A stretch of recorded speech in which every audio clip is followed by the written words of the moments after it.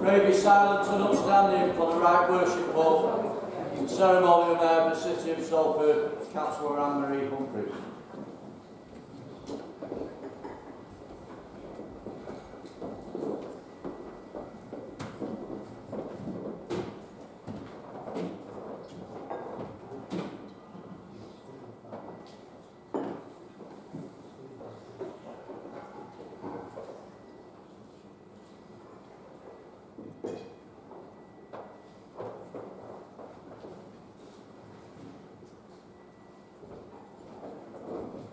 Everybody.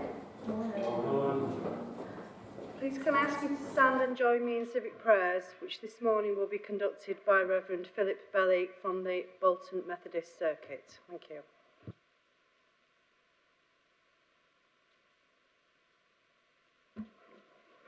Thank you, Madam Mayor. Sovereign Lord, we pray for your blessing today on each and all of these councillors of this great city of Salford, as they meet together for this formal meeting. Bless their listening, bless their speaking, and grant them your wisdom. We pray for each and all of the decisions made here today. We also pray for those councillors here who are retiring soon, as we thank them for their service. May they enjoy the peace in standing back from the busyness of being a councillor, as they reflect on their service and find new ways to be part of their community. We thank you for those many people who work for and serve this council and the people of Salford in so many different ways. And we remember that Friday brings the feast of St. Patrick, patron saint of Ireland. And we pray today particularly for the Irish and Irish heritage community in our country and in this city, and for the joy of the diversity they have brought. May the celebrations be joyful. And I pray for the worshipful ceremonial mayor as she goes about her civic duties on behalf of this council, that she will continue to be an inspiration to all those she meets. Sovereign Lord, hear our prayers. Amen. Thank you, please be seated, everyone. Thank you, Reverend Belly. Spoken like a true boy from Little Hulton. Thank you so much for that.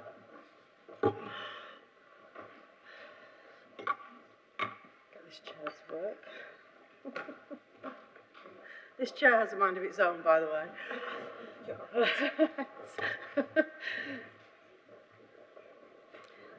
So we'll move on to item 1, announcements or special business. I have not been notified of any items of special business, so we'll move on to item 2. Do we have any apologies today, please? Yes, we received apologies from Paul Dennett, the City Mayor, Councillors Boschel, Birch, Clark, Cohen, Mashita, Merry, Twells, Ward and Warner. Thank you.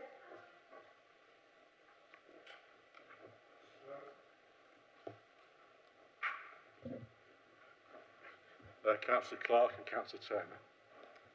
Councillor Barnes, thank you.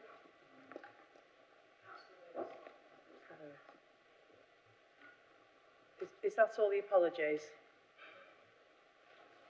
Is that noted, Mike? Thank you. So moving on to item 3, declarations of interest. Do any members have any personal, prejudicial or disclosable pecuniary interests that they need to declare at this meeting? In which case, can I ask those members to declare them, explain the nature of the interest and to which specific agenda item it relates to? Declarations should be specific, relevant and not merely a general indication of your membership of a particular organisation or outside body. Okay, thank you.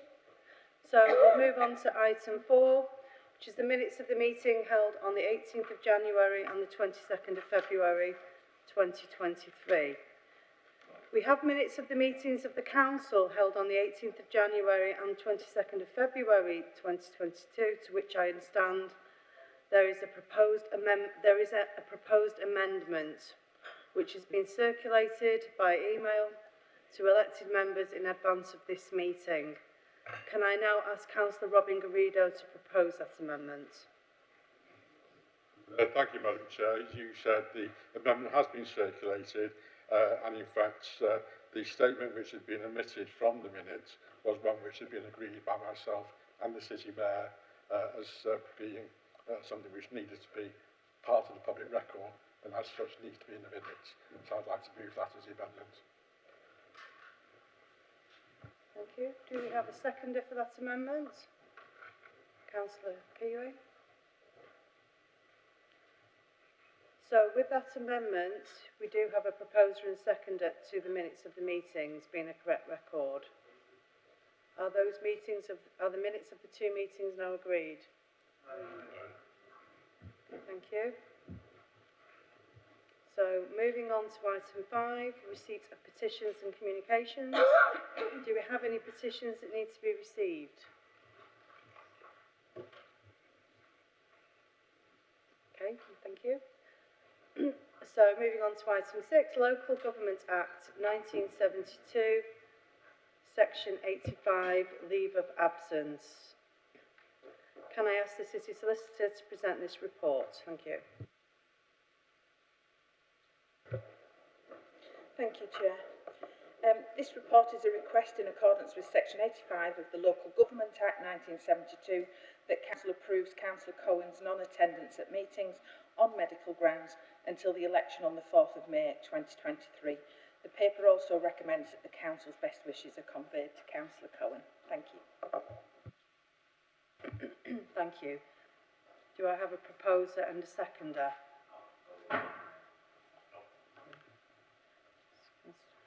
Councillor Pavitt and Fletcher. So we have a proposer and a seconder, so I'll now open the matter for debate. If any members wish to speak on this, can they indicate now, please? Councillor Garrido. Yeah, we would just like to add our best wishes to Councillor Cohen and wish him a speedy recovery. Thank you, Councillor Garrido. Anybody else wishing to speak? Councillor Dawson? Yeah, just checking the dates. I think there's a reference to 19th of October 2023. Should that be 22?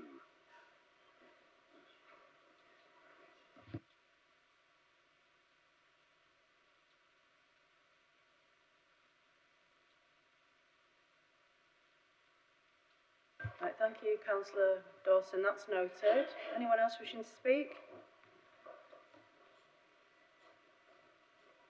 Okay, thank you. So, in accordance with Section 85 of the Local Government Act 1972, councillors are to approve Councillor Stephen Cohen's non-attendance at meetings until the 4th of May 2023 on medical grounds, and for us to send our best wishes to him. We have a proposer and a seconder. Is that agreed? Thank you. So, moving on to item 7. Urgent key decisions. Can I ask the City Solicitor to present this report? Thank you. Thank you, Chair. This report fulfils the requirement in the Council's constitution to submit a report to the next suitable Council meeting, providing details of any key executive decisions taken which for reasons of urgency were not able to be dealt with under the normal requirements of publication and instead were dealt with under special urgency powers. 2 such decisions are reported, and the report has details of these 2 decisions. Council is asked to note the report. Thank you. Thank you, City Solicitor. Do I have a proposer and a seconder, please? Councillor Saunders? Thank you. Yes, I'd like to make a comment. Sorry, just a moment, please. So, Councillor Yard and a seconder? Councillor Pavitt, thank you.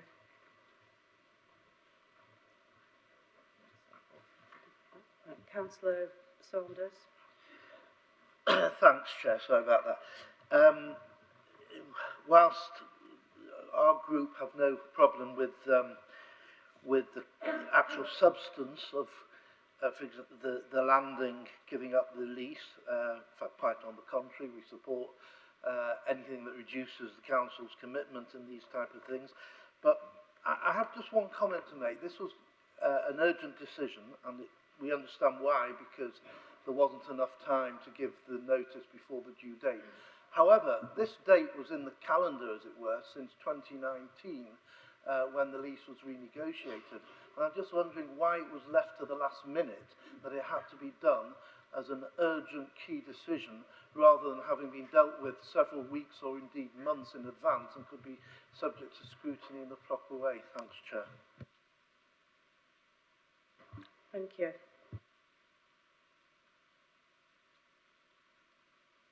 I'll just bring in Debbie, thank you. Yeah, so you're quite right, the break clause was well known in advance.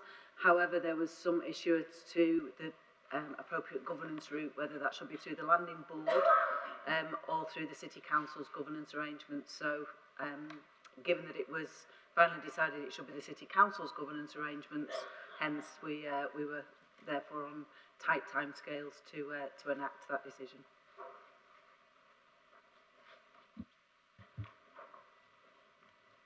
Do we have any other members who wish to... Oh, Councillor Graydon. Thank you, Madam Chair. Just a general point on the decision notices. These two notices aren't the first in recent weeks or months. It is becoming quite a regular occurrence that decision notices are coming in at the last moment. Very often I receive a phone call on a Friday to say the decision notice is having to be issued that particular afternoon. And I think this is quite unacceptable to all members of the council.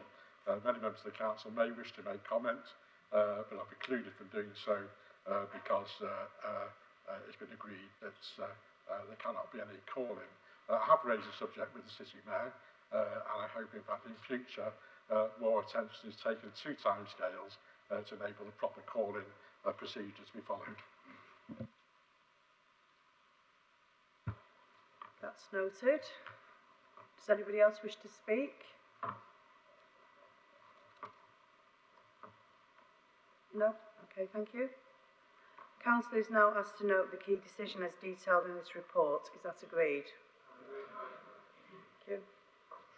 So we'll move on to item 8, launch of the Modern Governance Project. Can I ask the City Solicitor to present this report? Thank you. Thank you. I feel this is the Yolanda Pusey show this morning. Members, this is an initial report to Council to advise of the launch of the Modern Governance Project. This is an important piece of work for the Council. The project has been led by me as Monitoring Officer and will involve a review of the Council's constitution, which commenced in January 2023 and will conclude with the launch of a fully reviewed constitution in April 2024. The approval of the constitution is the responsibility of full council, and the intention is that council will receive regular updates on the project throughout the year. The report sets out how the project is to be structured, and I don't intend to repeat that here now. I'd just like to bring a few things to members' attention. So the aim of the project is to create a modern, fit-for-the-future constitution and governance structures that are easily accessible to officers and members, are supported by processes and training to ensure that they are well understood and embedded, facilitate lawful, efficient decision-making that is evidence-led, and provide a clear and positive user experience.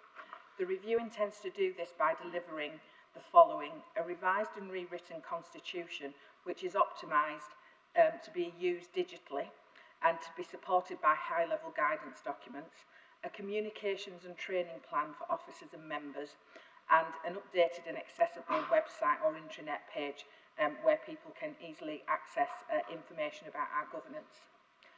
Members are asked to note that the project is supported by a cross-party members group as set out at paragraph 4.4, and you can see the membership there, who will be the main consultative group for members as part of this project.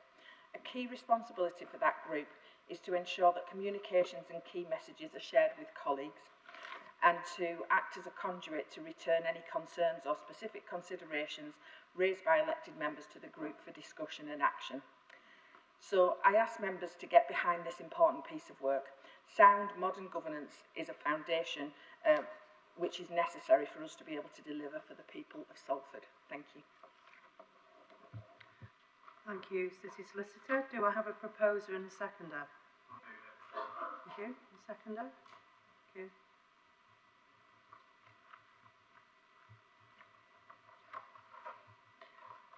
you. So we have a proposer and a seconder. I can now open the matter for debate if any members wish to speak on this. Councillor Walters. Thank you, Chair. Whilst I support the initiative and the fact that it is a cross-party working group, I'm interested in on what basis the cross-party members were decided, based on the fact that the largest opposition group has 13% of the seats, but a third of the positions on the committee, whereas the smaller groups have got none. Can this be considered truly cross-party, and does it reflect the interest of all parties, not just the two major parties? Thank you. Do you want to come back on that? Thank you. Thank you. Sorry, thank you. It is a working group, so it doesn't have to be politically proportionate, so the figures are not worked out in the same way as they would be for a committee. All three main groups were asked whether they wish to have a representative on the group, and the group is drawn from the volunteers that were put forward. Thank you. Thank you. Was anyone else indicating? Councillor Guido? Thank you. Thank you, Madam Chair. Well, first of all, we fully support this review. I think it is long overdue, and I think if we were to ask all the members here today to put their hands up if they've got a copy of the Constitution with them, I think there would probably be very few that were able to do so. And I think that's indicative of the fact that the Constitution is too unwieldy, too complicated, and certainly needs to be made a lot easier to access. As far as representation on the subcommittee goes, I am aware that every party was invited, but I can assure Councillor Walters that we're happy to share with him any information, and if he would like to contact us, we will certainly put that forward. Thank you. Right, thank you, Councillor Guido. Does anyone else wish to speak on this?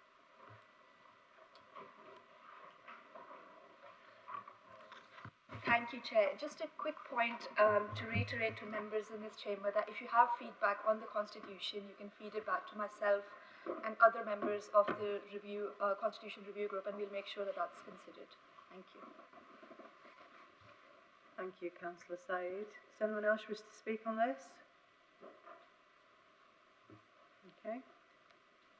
So, Councillor is asked to note the report, as we have a proposer and a seconder, and that a full review of the Salford City Council's constitution has commenced.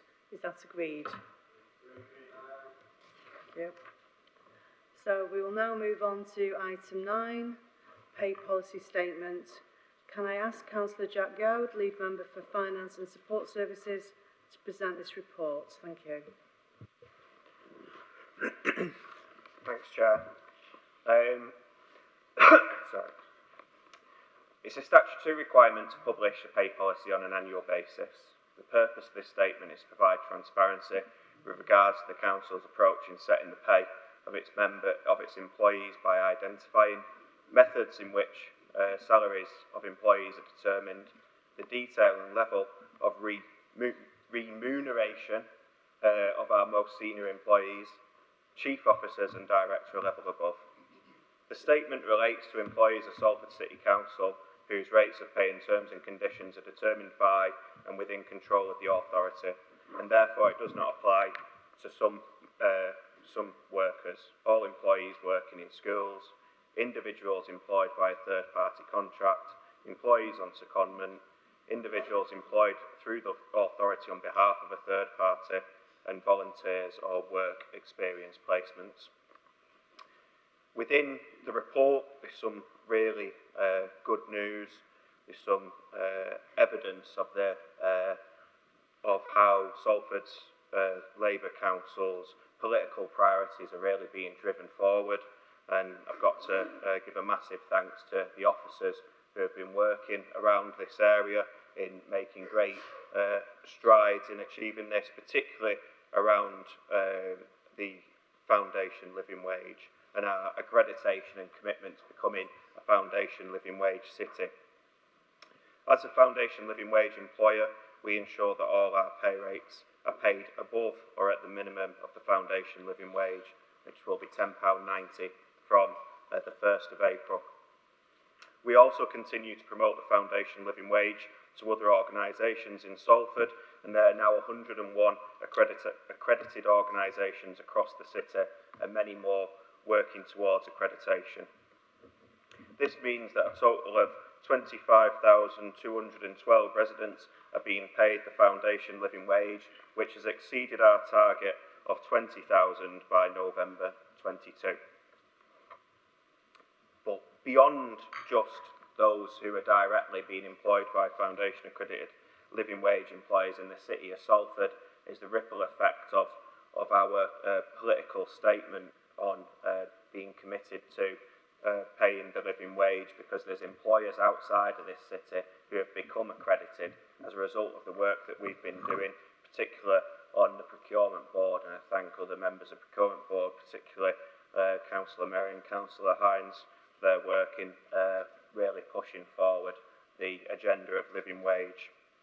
Equally, we've got thousands of care workers who are receiving the living wage in this city, whilst their employers might not be accredited and they're not necessarily featuring within this statistics. It's another example of how we're lifting standards for working people in Salford.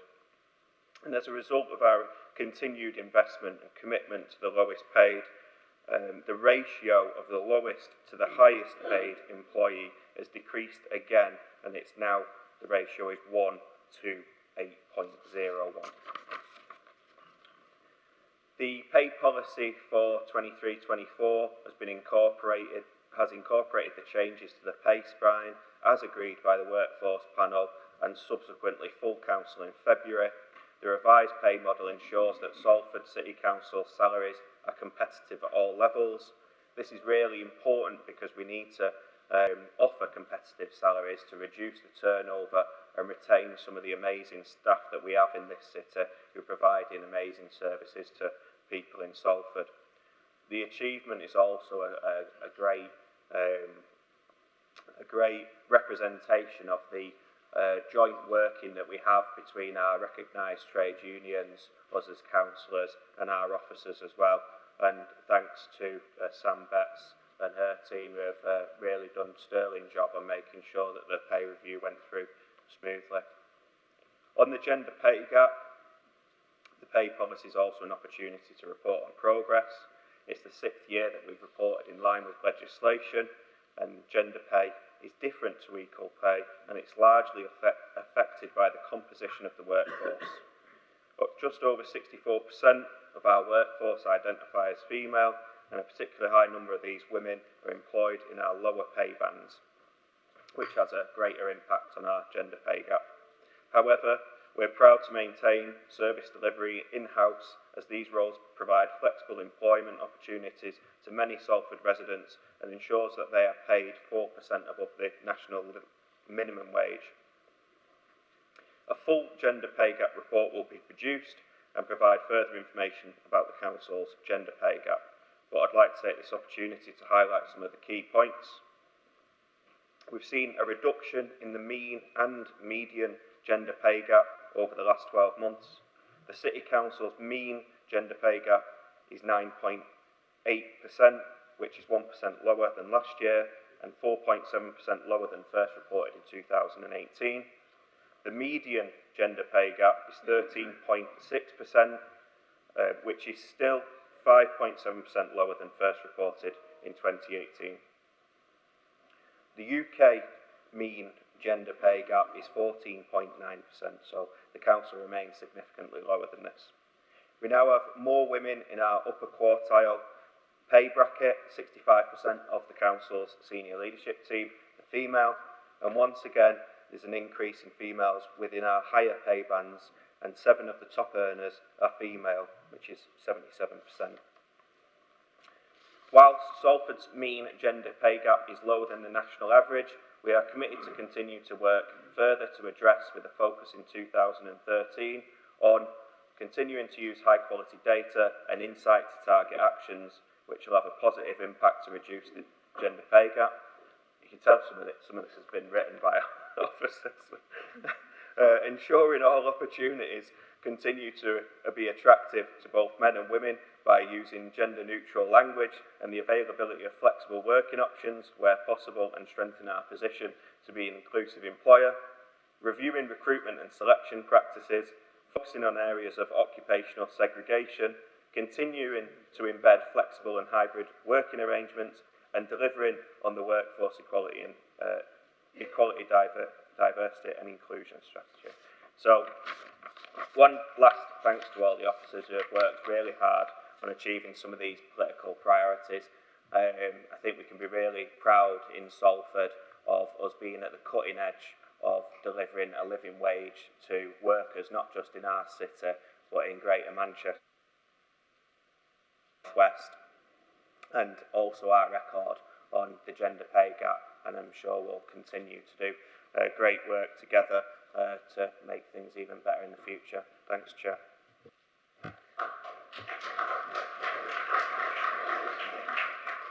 Thank you, Councillor Yao. Do we have a seconder? Second that, Chair, and reserve the right to speak if needed. All right, thank you very much. So we now have, excuse me, a proposer and a seconder.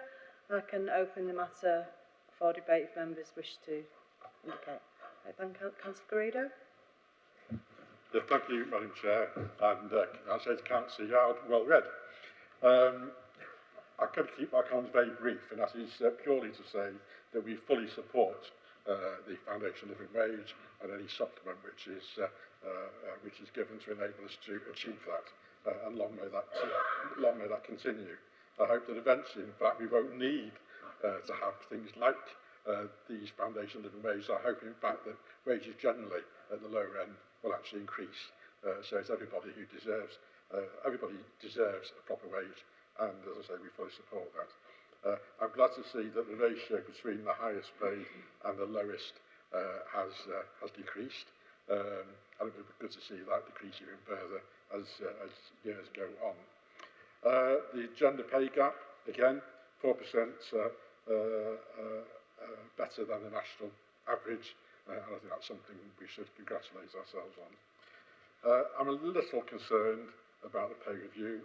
As everybody knows, we're fully in support of the pay review. Our only difficulty was when it was actually introduced. And my only concern at the moment, in fact, is that a comment was made to me only a few days ago, and I shan't say at what meetings, I don't want to embarrass officers. But the comment made was that, well, this is also running good, but we can't compete with the private sector, and therefore we're still not going to be able to fill the post as easily as we might. So I don't think we should, on that basis, have any misapprehension that the pay review is actually going to solve the problems. You know, we can't compete with the private sector. I don't think any local authority is expected to, but we can compete on the basis of those people that wish to work in the public service for the benefit of the community as a whole. And I think that's something that we should push forward when we're looking to recruit people. We should actually expand on the benefits of working for a local authority in terms of actually the public service that those officers can give. So I think with those few remarks, I'll just add my thanks also to the officers, to Debbie Brown and to Sam Betts for the tremendous amount of work that they've actually done in putting that policy together. Thank you. Thank you, Councillor Garrido. Councillor Saunders. Thanks, Chair. Yes, as Shadow Finance spokesman, I'd like to endorse the comments of our group leader. Can I also welcome Councillor Yao back to his place after having missed the budget meeting due to ill health. So good to see you back to full health, no doubt. I just want to ask one question, one comment. The comment is, as you said, it is a statutory requirement. Just to point out that it was Conservative government that brought in that statutory requirement to report on the gender pay gap. And one question, which is, you mentioned that senior leadership team, etc., is quite overwhelmingly women and so on. Presumably that sort of slightly weighs the figures. Do we have figures, for example, on the gender pay gap excluding the senior leadership team, excluding senior management, etc., which might actually give us a better indication, even if it's not necessarily the statutory requirement. Thanks, Chair. Thank you, Councillor Saunders. Is anyone else wishing to speak on this, apart from Councillor Hines? Yeah, Councillor Yard.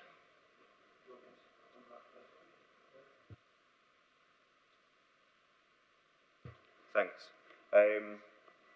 Just in terms of the pay review, public, local authority versus private sector competition, there is a problem still in certain areas where we are struggling to compete in pay, and it's something that we're looking at finding other ways to be able to do that, particularly in some of our technical services where we've got problems. But it's not always been the case. It was that, I mean, the long argument of the Tories has been that public sector pay has been too good and the private sector pay was lagging behind. And now, so the idea that local authorities have never been able to compete with the private sector forever isn't necessarily true. Unfortunately, over the years, public sector pay now has started to lag behind, and because of the work on the pay review, we've gone some way into lifting pay up, hopefully, to some degree back to 2010 levels. Councillor Saunders, the median rate goes some way to answer the question that you were asking rather than looking at the mean. Potentially we could have a look at the data if you were to take the senior leadership team out, but remember you're then taking out Tom Stannard, who's the highest earner in the city, not the city, in the city council. Maybe he'd like to think in the city. There's a few footballers who might disagree with that. But so then again, you're going to skew the figures again by taking him out. So, but we can probably do that and see what it comes up with. But the median goes some way to help answer the question you're asking. Thank you, Councillor Yard. Is anyone else wishing to speak before I bring Councillor Hines in? No? Right, Councillor Hines, thank you. Thank you, Chair, and congratulate Councillor Yard in the work that he's been doing recently and before recently. Remember, I just want to remind people that Salford was in the vanguard of the foundation living wage some 7-8 years ago.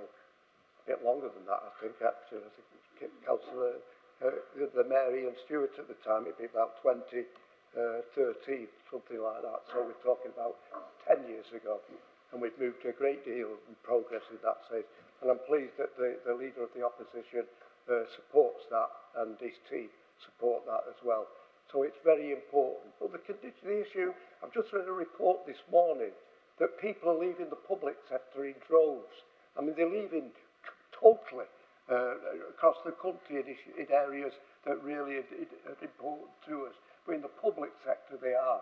And of course we've found through experience that many of our staff over the years have left. And therefore salaries are important. And therefore, you know, we've embarked about the position that we are doing.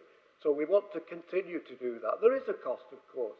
There is a cost. But there's a bigger cost if we don't do that and we lose the experience and the know-how of the staff that work for us.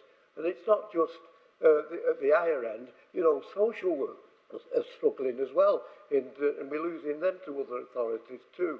So we need to be on our guard to make sure that this, and it will take, it's a period of time that we work through. It's not as though we're going to lift the wages tomorrow to the highest rates or anything. It will be continuous to going through it.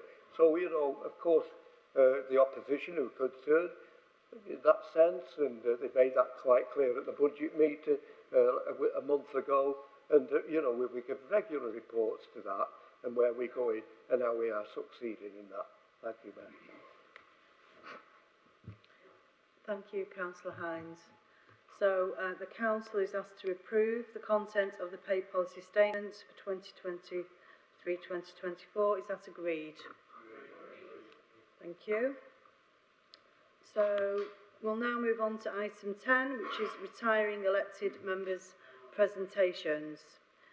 There are a number of members who are not seeking re-election at the forthcoming elections in May. So on behalf of the Council, I would like to say thank you and make a presentation to each of them in recognition of their contribution to the City Council and the residents of Salford, after which, if they wish, can allow them an opportunity to make a brief response. So for information now, the councillors retiring are Councillor Roger Jones, Councillor Sophia Linden, Councillor Ray Bashiter, Councillor Margaret Morris and Councillor Madeline Wade. And also just to note that Councillor Stephen Cohen is not seeking re-election also, but unfortunately, due to ill health, as you know, he's not present today. So I will arrange for a similar presentation to be made to him, as well as passing on the Council's best wishes. So I'm just going to go down now and make the presentations.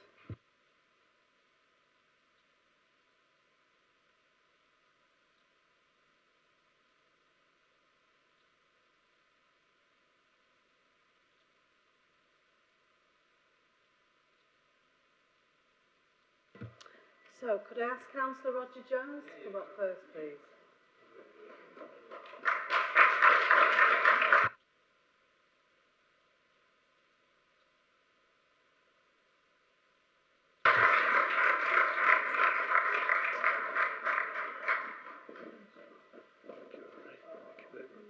Congratulations on all the hard work you've given us. Okay. We'll have a presentation.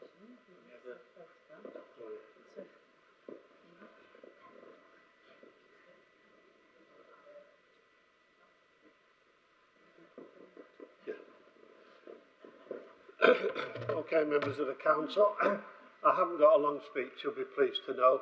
I just want to thank my ward colleagues, obviously Tracy and Michelle. Josh Brooks I've got to mention because he sorts my computer out on a regular basis.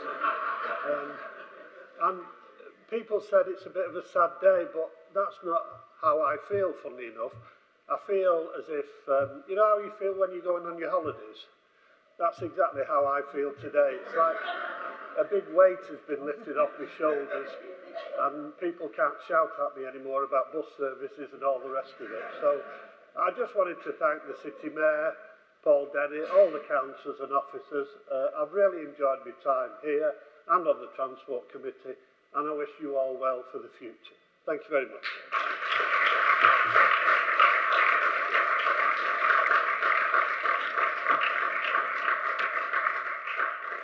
And could I ask Councillor Margaret Morris to come up, please?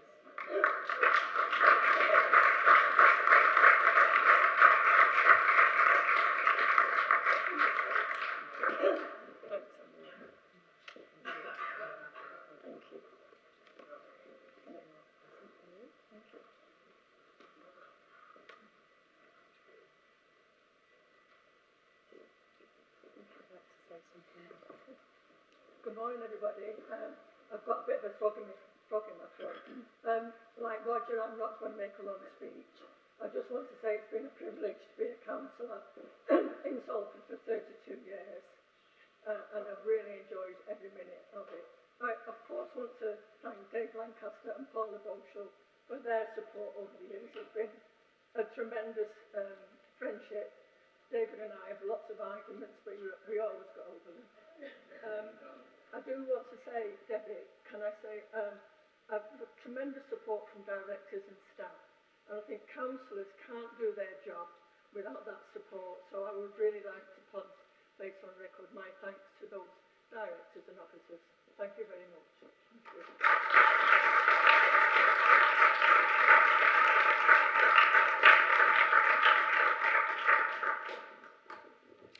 And unfortunately, Councillor Ray Mashiter isn't here today, so we will give those to him later.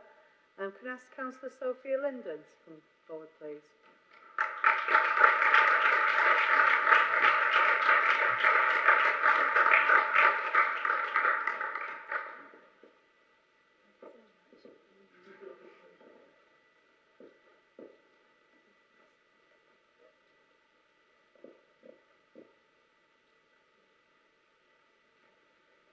Say a few words. I'm not speechless. Oh, okay.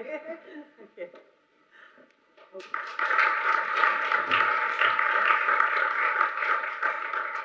And finally, can I ask Councillor Madeline Wade to come forward, please?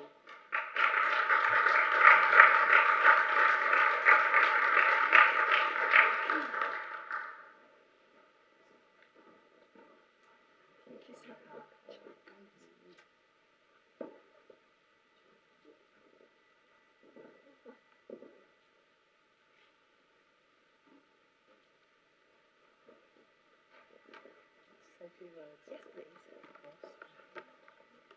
Well, good morning, everyone. I just want to say what an enormous privilege and honour it has been to be elected to this council. It's been an honour to serve the people of Weaston Seagley. I've not been here long, but I hope I've managed to make some difference to the lives of the people that I've served. It's been wonderful to come into this council and sit with you all. What an honour it's been, and it's something I will really miss.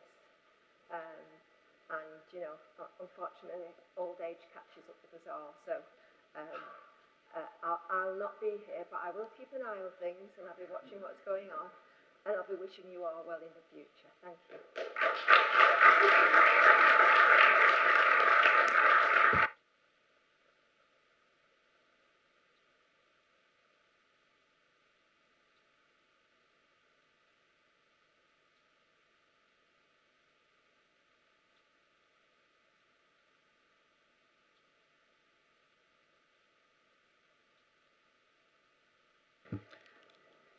And can I just add my note of thanks for all the hard work those councillors have put in over the years, and some of them for a very, very long time, so much appreciated. Thank you so much.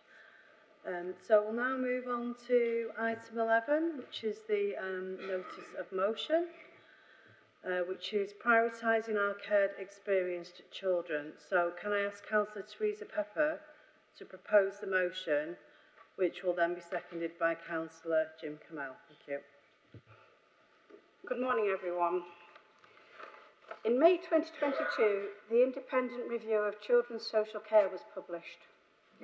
In its introduction to Section 6, The Care Experience, its author Josh McAllister says, and I quote, "The disadvantage faced by our care experienced community should be the civil rights issue of our time. Children in care are powerless. They are often invisible to society and face some of the greatest inequalities that exist in England today. However, relatively large numbers of care experienced people become homeless, aren't in secure jobs, are more likely to be imprisoned and miss out on opportunities that many of us take for granted. They continue to be treated differently and suffer discrimination throughout their lives. This impacts on their ability to secure housing, employment, education, healthcare and many other things. It was the recommendation of the review that the government should make care experienced a protected characteristic. In its response to this report, the government chose not to act on that recommendation. And that was a missed opportunity and, quite frankly, a disgrace.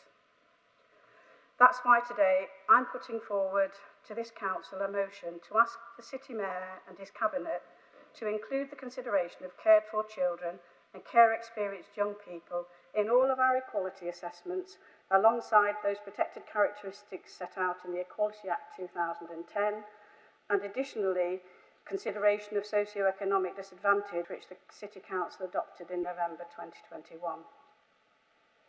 It's worth reminding ourselves that all members of this council, together with all of the officers, are corporate parents to all the children in our care. We are their corporate family. We're the ones they look to act in their interests and do the very best we can to prepare and equip them for life. To do the things responsible and loving parents would. To give them the best possible chance to fulfil their dreams. And I'm sure that's an ambition that will resonate with each and every one of us that's a parent in this room. A young care leaver summed it up perfectly for me. And he said that community parenting means to involve and include us at every possible step of our journey, to listen and to support us in every way possible, and to ensure we can access the opportunities and services we need to thrive, whether that be education, employment, or mental or physical health care. to invest in our social capital and ensure that every young person has a sense of place and belonging. As community parents, it's simple. We need you to care and aspire for us as you would for a loved one. If something isn't good enough for your own children, it's not good enough for us. Over recent months, it's been my great privilege to get to know the cared for children and young people of our city. And it's their voices that I'd like you to hear today. When a child comes into care, it's they who've been removed and isolated from their families and surroundings, for good reasons, of course. But nevertheless, it can often leave them feeling guilty and that in some way it's their fault. These feelings can cast a long shadow over their lives. The security that every child deserves is interrupted by the machinery of caring for them. They're asked very personal questions many times by different professionals as they go about their work. People have meetings about them that they don't understand. They worry about learning new rules in new homes, and even when they feel they have a secure home, they're always aware that it may be fragile and that they may have to move on soon. They worry about what happens when it comes time to leave care. Where will they go? What will it look like? What will their income be? If they go to university, where will they go in the holidays? Things young people in stable homes don't think about.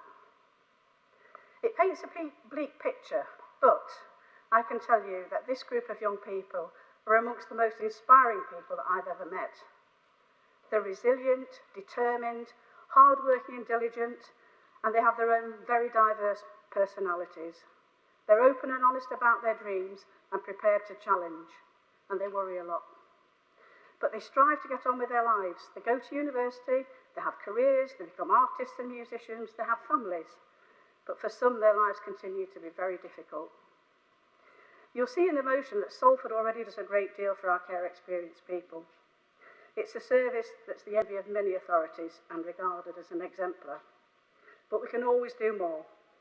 That's why I'm here today to ask this council to make sure that we do what we can to act as responsible corporate parents and give our cared for children the protection that this motion will afford. Thank you.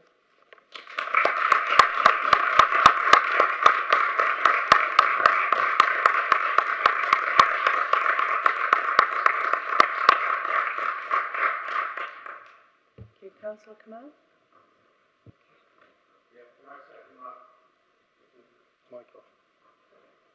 Can I second that and reserve the right to speak, please?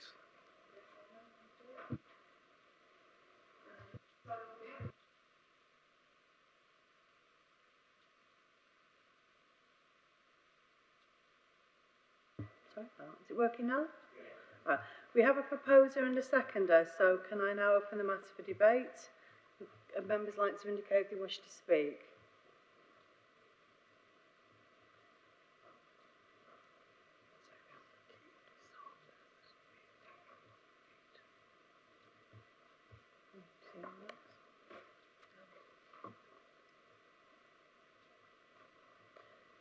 Can I have Councillor Keeley, please? Thank you, Chair, and thank you, Councillor Pepper. It was an excellent speech you just made, and I'm delighted to see this motion on the agenda. I was delighted to see this motion on the agenda last week, and I know the Council has the ability to act on it without bringing the form of a motion, but I understand the reasons why and the stigma that we must tackle. In schools, students are divided into all these different categories, such as pupil premium, SEMH, SEND, free school meals, but one that may not often receive the recognition it deserves is cared for children. Cared for children may have had an incredibly disruptive start to life, that typical dream of the classic nuclear family with loving parents, kids, a dog, a cottage and a picket fence. In reality, that's now rarely the case. And I've always said that every child has a story to tell. Some children have made me laugh, and some have made me really, really concerned. Over the years, children have told me of the issues they face at home. Mum's new boyfriend has been arrested.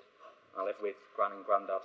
And when I worked with Camp America, any scenario involving a gun was mentioned.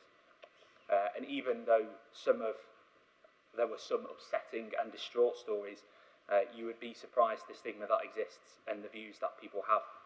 and sometimes we can let them down. And I must confess, when I was growing up, my favourite TV shows earlier on were Tracy Beaker and Waterloo Road, and I'm delighted to see the latter has returned and also filmed around the Civic.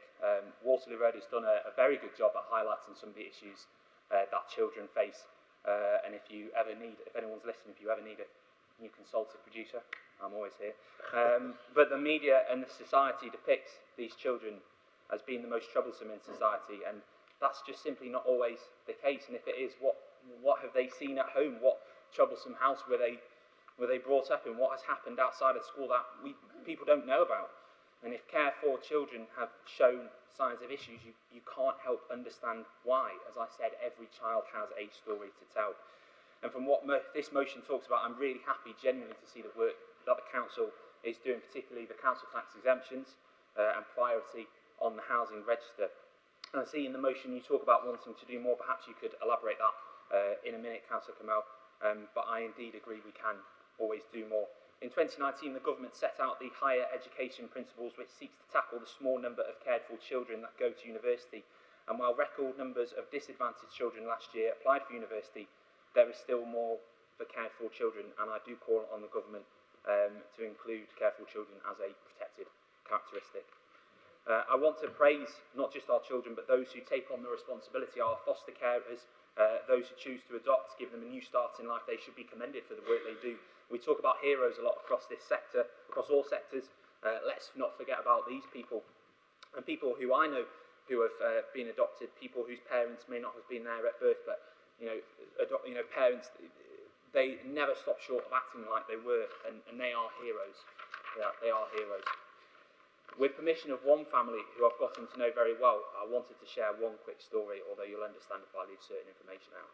The family I know, when adopting their child at 6 months, met with the paediatrician.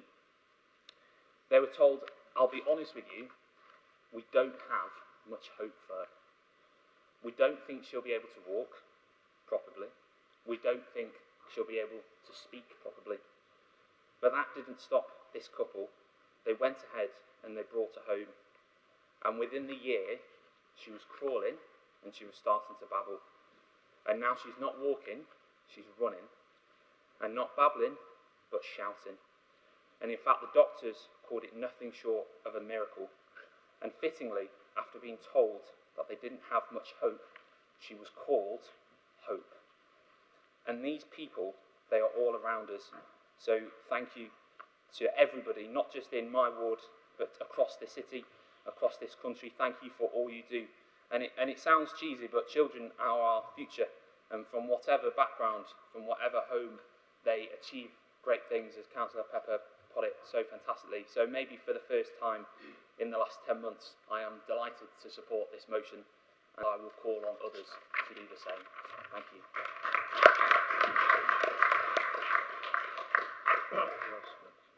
Thank you, Councillor Keeley. Got Councillor Saunders now.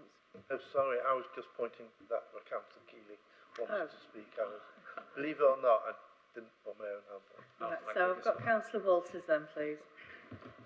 Thank you, Chair. I support this motion. I think it's I really appreciate the introductory speech, the proposal that Councillor Pepper gave, especially the point that we really need to bring down and emphasise that we're corporate parents and it's not just a legal term.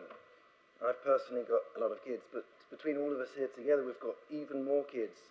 And it's like, think which kid do you like the most? It's like your fingers. If you cut your finger off, they all hurt the same. Every single one of our children, they are all our children. Every single one of our children that is suffering, the vast majority of children in care, I think nearly 2/3, have gone through abuse or neglect in their home. 65% of female prisoners have been in care. 1/3 of male prisoners have been in care. They haven't received the background and they haven't received the skills into life. And whilst we cannot change the past and we can't change what happened to them, but we can do what we can do going forwards to help them progress. I'm wondering whether the Children's Commissioner published a report in 2020 where, other than the requests to central government, they also made requests to local governments to offer as a minimum certain standards for all care leavers, including, I won't list them all, free local travel, free laptop and mobile phone, gym membership for them and a friend, local authority acting as a guarantor for accommodation, paid for driving licence and driving lessons, and a starter kit of essentials setting up at home or university. The more we give these children, and again, it costs money, but what don't you do for your kids? Afford it or you can't afford it. What do you not do for your own kids? And as Councillor Pepper so rightly said, these are our own kids. They do not have other parents. We can't just rely on someone else to do it. There is no someone else. It is us.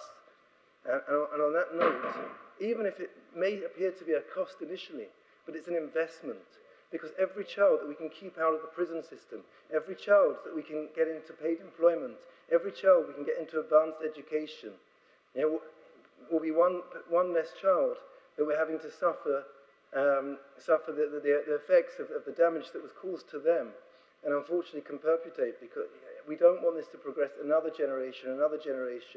We need to get these children, our children, with the best possible position, and whatever it costs, whatever it takes. Can we go further? Can we do even more? They are our children. Thank you.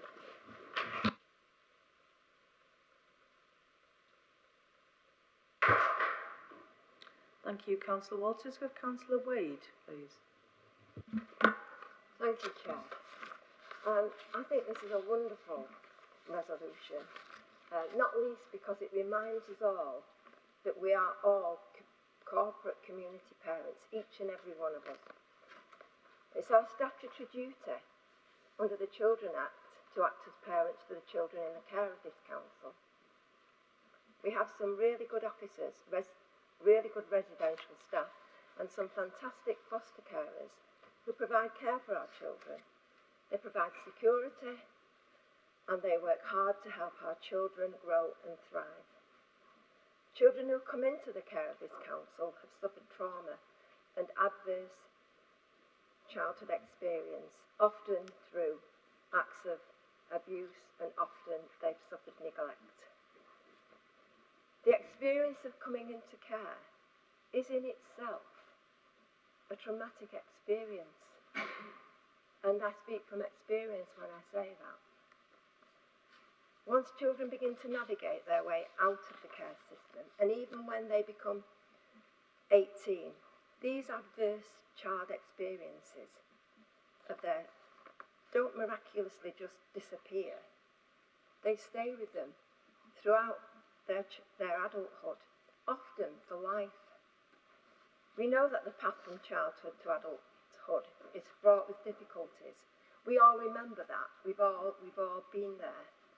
These difficulties that all young people have to cope with when they're striking out as young adults are just compounded by adverse child experiences. The problems and difficulties for our care leavers and care experienced young people are just magnified by the fact that they've been in the care system, that everybody knows that they've suffered from that. This is why it's also our statutory duty under the Care Leaving Act 2000 to provide support for our care leavers and our care experienced young people up to the age of 25. This journey out of the care system is a particularly important transition, the success of which impacts on outcomes throughout early adulthood and beyond. Yes, in Salford we already provide a good level of support to our young people. Our Next Steps team is a brilliant team who work closely with partners to help our young people into education and skills, to get a job, a place to live, to manage their own health needs and their own finances. Now, I've met some of these young care leavers. They're bright, they're enthusiastic, they're ambitious young people. All they want to do is to be happy and successful. Like all young people, they want to be able to make their own way in the world. Now, this motion invites us to take responsibility for our care leavers and care experienced young people, to to think about then in all aspects of the work of this council, to consider the impact of all the decisions that we make on our care experienced young people. As good community parents, we should look to create avenues of opportunity for our young people wherever we can, in whatever work we're doing in the council. We should do all that we can to give our care leavers the best chance of establishing and sustaining their lives as successful adults. Isn't that what all good parents do? We do it all the time for our children at home. Considering our children and young people in our equality impact assessment challenges the whole council to take that responsibility for our children and young people. Not just those working in children's services, and not just those councillors who attend the community parenting board, but every single one of us. It will enable us to keep our children and young people at the heart of all that we do, to do all that we can to prevent them from being held back by these adverse childhood experiences and their time that they have spent in the care system. This motion provides us with the opportunity to be ambitious community parents and to adopt a determined vision for wanting the best outcomes for all our care experienced children and young people. So vote for this motion and vote for our young people. Thank you.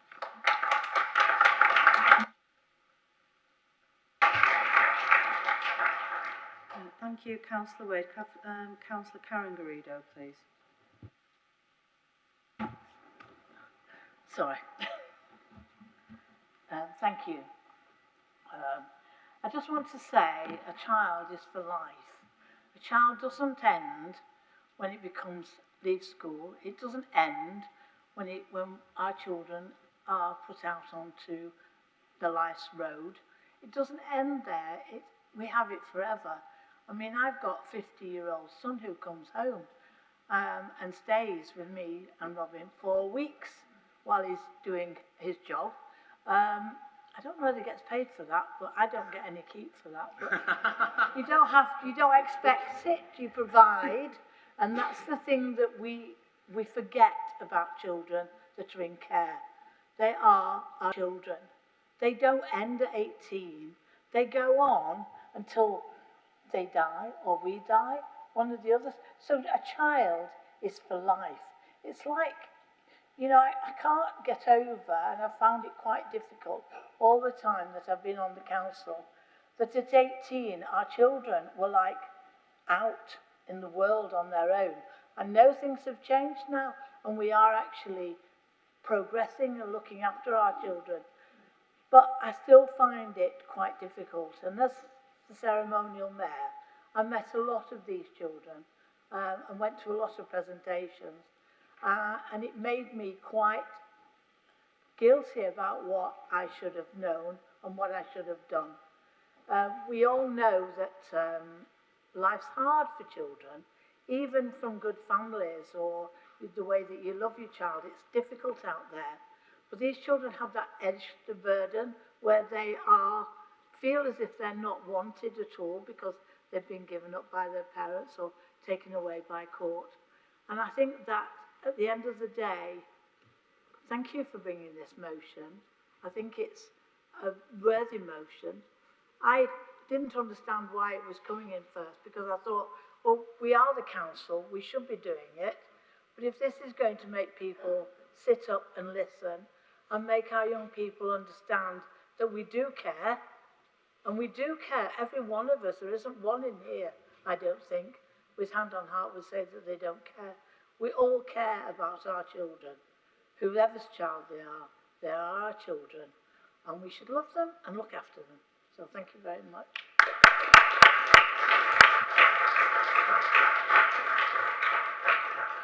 Thank you, Councillor Garrido.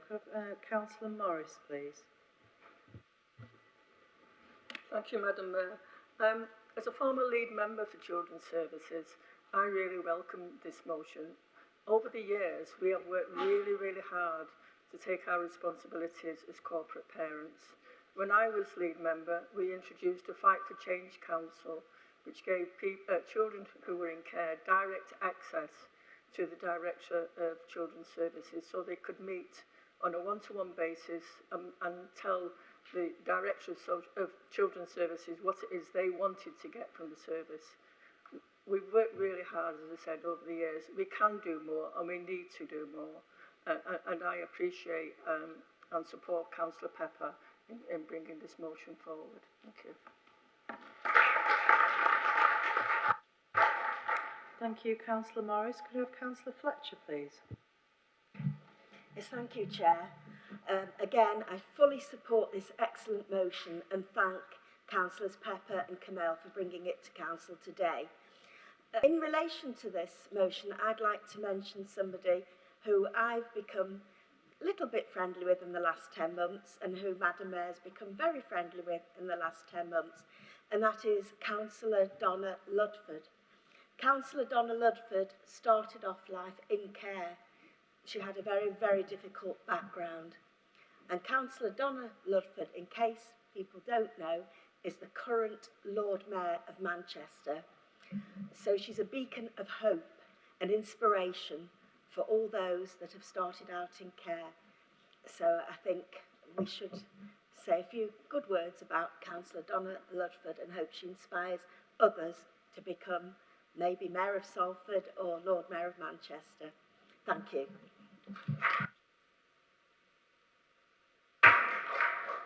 Thank you, Councillor Fletcher. I'm glad you raised that point.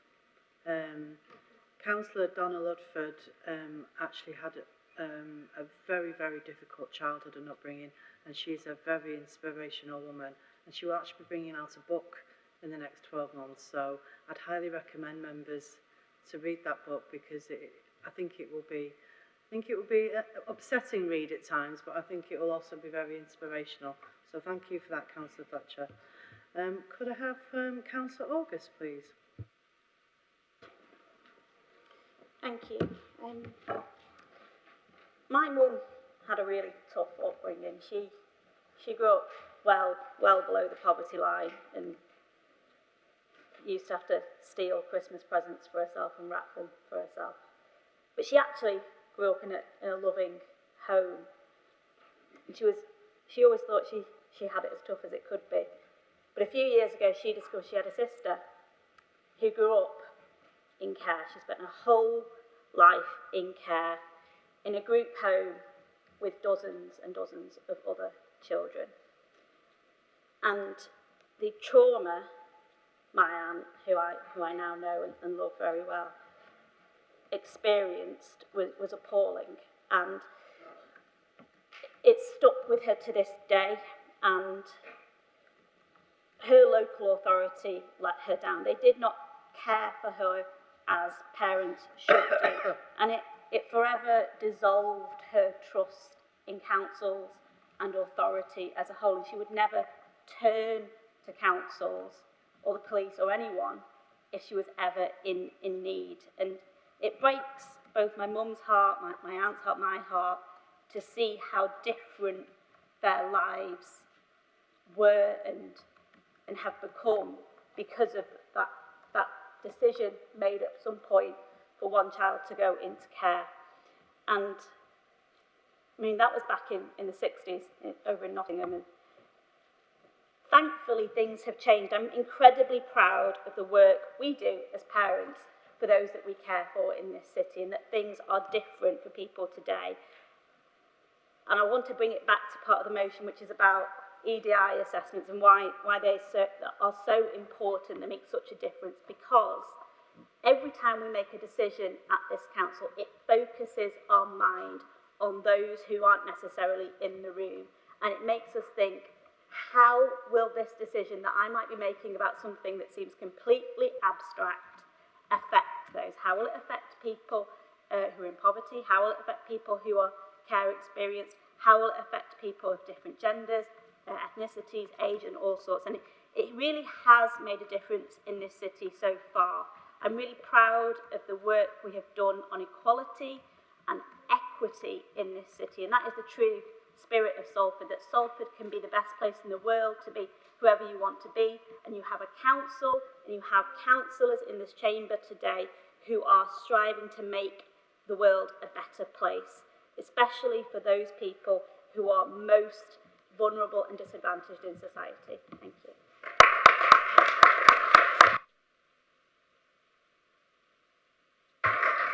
Well, thank you so much for that, Councillor August.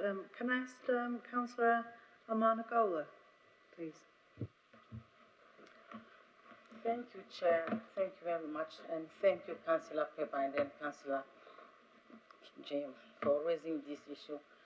I am supporting the motion because I've got experience, first-hand experience of these children in education. I've been teaching some time, and then I came across children who were struggling, who would not concentrate, would missing school. I was very concerned until I raised the issue with the head of the department. It happened that one of them was a cared for child. It made sense, but it doesn't have to be like that. It doesn't have to be that because you're in the care, your life is lost. We are there as a council, we are doing all we can do for them, but as Councillor Pepper said, we can do more for these children. This is our future generation. So if we fail them now, we are failing our country, we are failing our city, we are failing future generation. So we can do more by helping those who are in care and those who are living. They are still young people, they are lost, they don't have references. They're looking up to us as a city, as corporate parents, to care for them. We can really do more for these children. I'm fully supporting this motion. Thank you.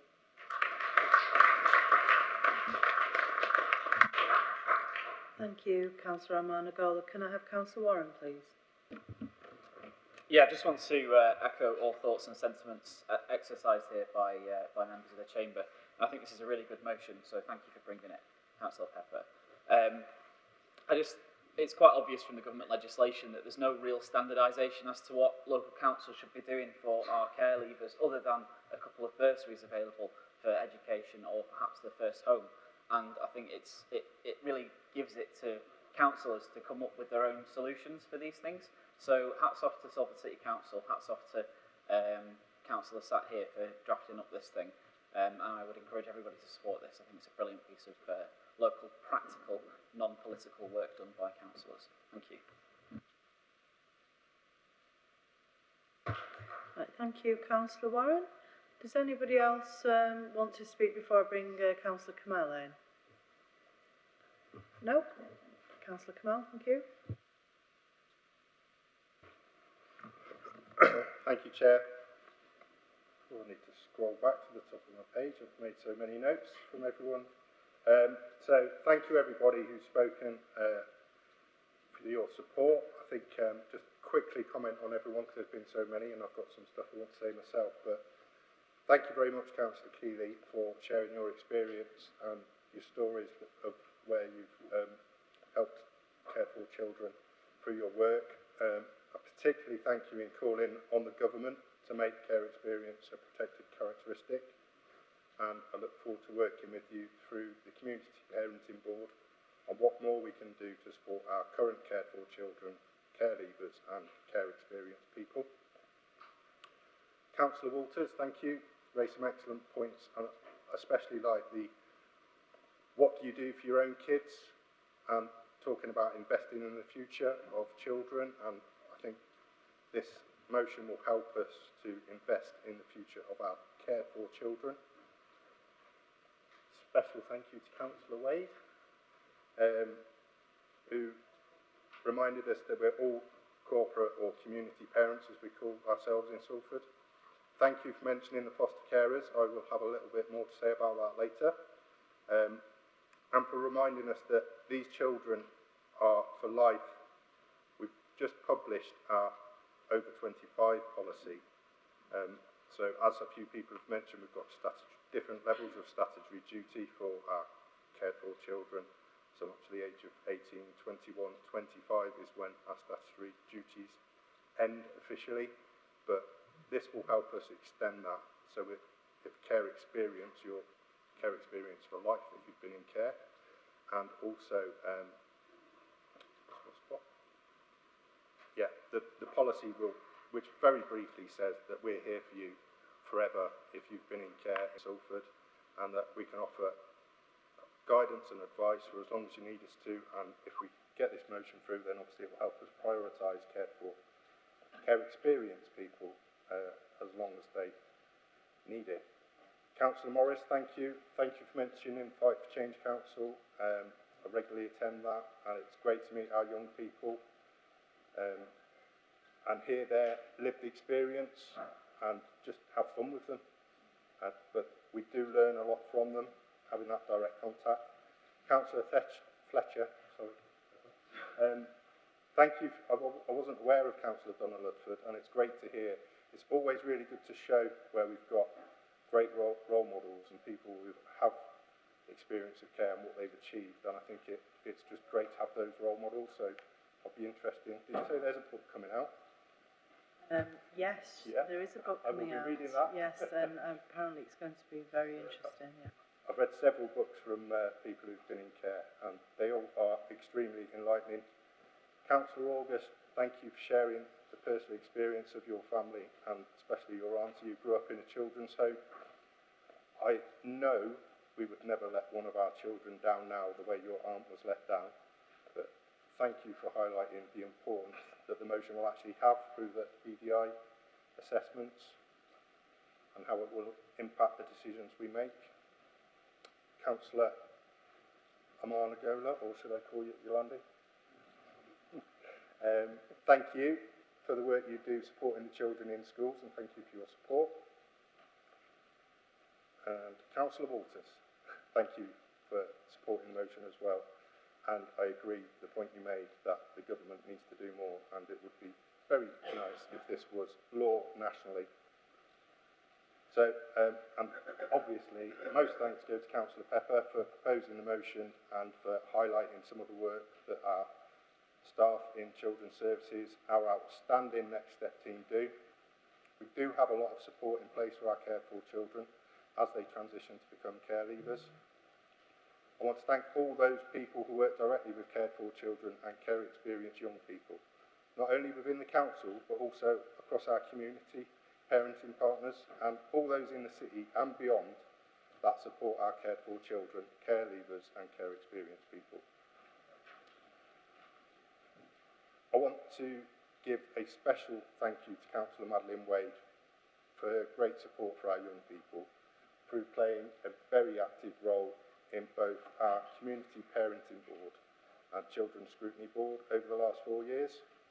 Her insight and challenge has been invaluable, and I wish her all the best for the future. Each and every one of us in this chamber are community parents. It is important that we lead by example when it comes to supporting our care leavers and afford them every opportunity we can. It is disappointing that the government have chosen not to act on the recommendation at this stage that was made by the Independent Review of Children's Social Care. In my view, they should make care experience a protected characteristic now. But it is within our gift to treat it as if it were in our own policies and procedures and give our care leavers this special status in our city.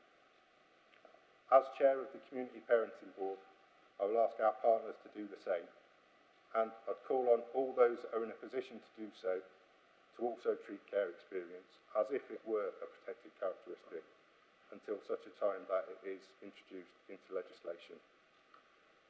And I don't think I need to, but I urge you all to vote for this motion. Thank you.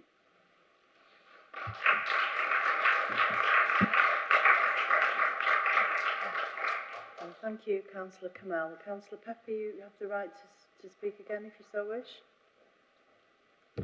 Thank you, Chair. I think everything's been said, and I'm delighted to hear that everybody's sentiment is with doing the best that we can for our cared for children, and so perhaps we could move to a vote. Thank you, Councillor Pepper. So we have a proposer and a seconder. Is the motion agreed and adopted? Would you like to have a show of hands on that? I think that is unanimous. Thank you very much. That's carried. Thank you. So that now nicely takes us up to the time that we are due for our interval. So if everybody can be back here for 11:05, please. Thank you.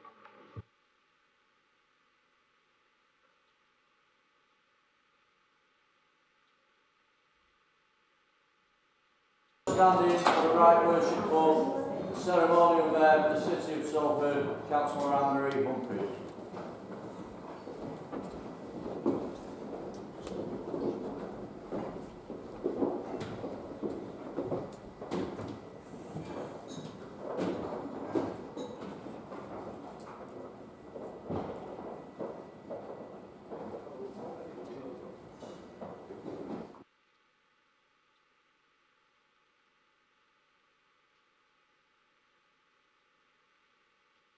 Thank you, everyone. Please be seated.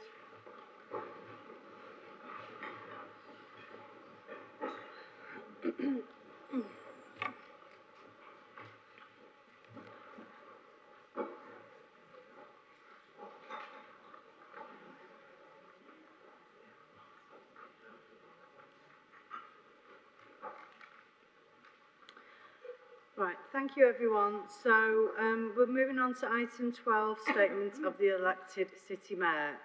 So our City Mayor Paul Dennett is absent today. Can I ask Councillor Tracy Kelly, the Deputy City Mayor, to present a statement to the Council on his behalf? Thank you.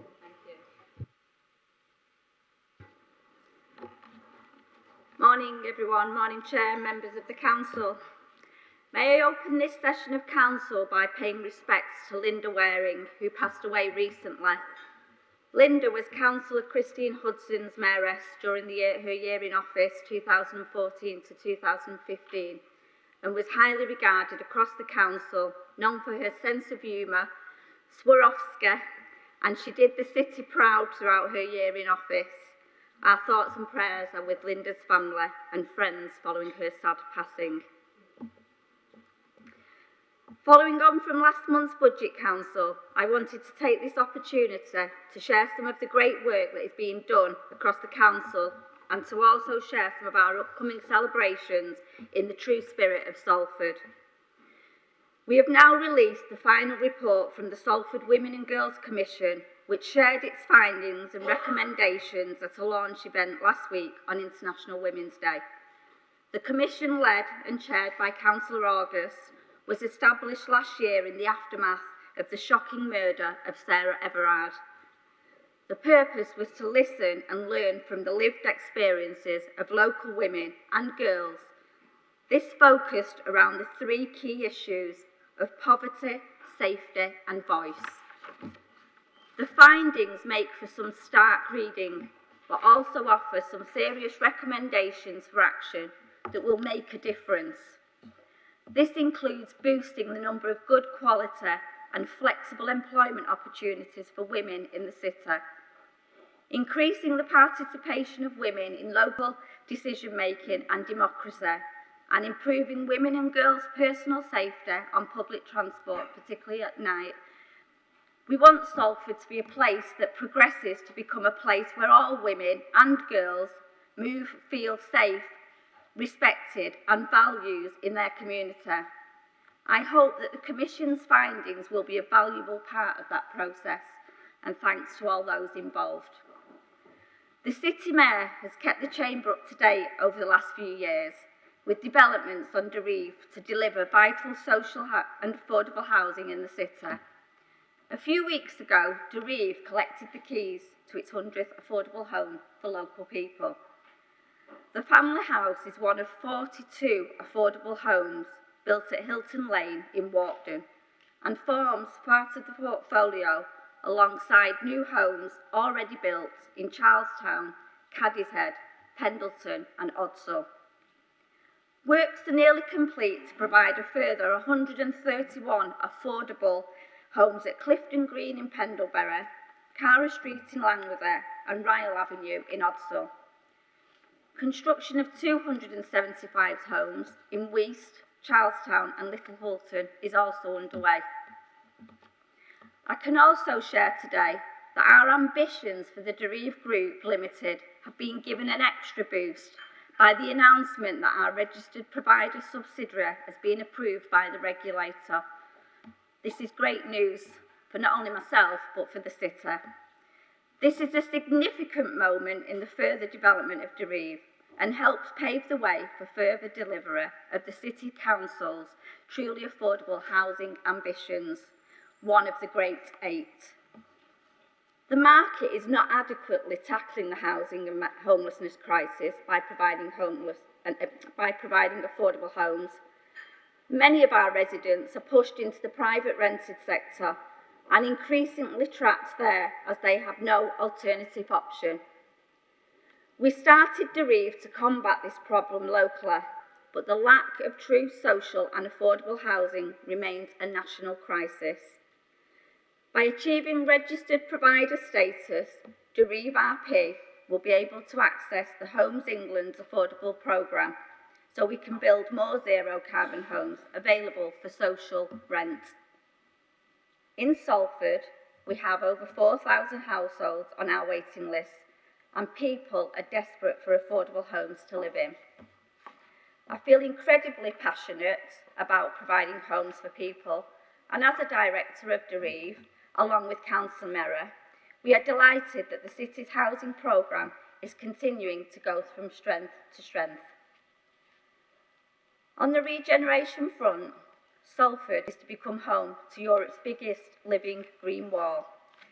Thousands of plants are covering the front of Eden, a new 12-storey, 115,000 square feet office development at New Bailey in Greengate.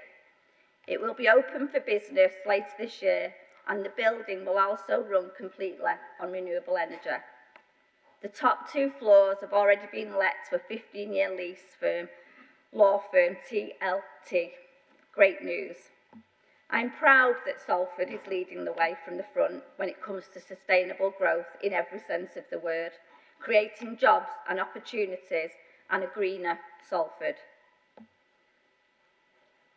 I'm also pleased to announce that in recognition of the tremendous contribution that our Salford foster carers make to the lifelong chances and well-being of our children in care, we will this year be investing 1.6 million into foster carer allowances, recognising the impacts of the cost of living crisis on carers and the value that we place on the care and commitment they show to our young people, as previously said in the statements and the statements from Councillor Pepper and Councillor Kamel.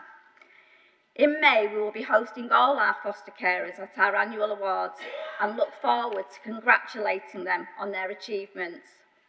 The difference our foster carers make to children and their life chances cannot be measured in numbers, but we are delighted to support this initiative and hope that this encourages others to consider becoming a foster carer too.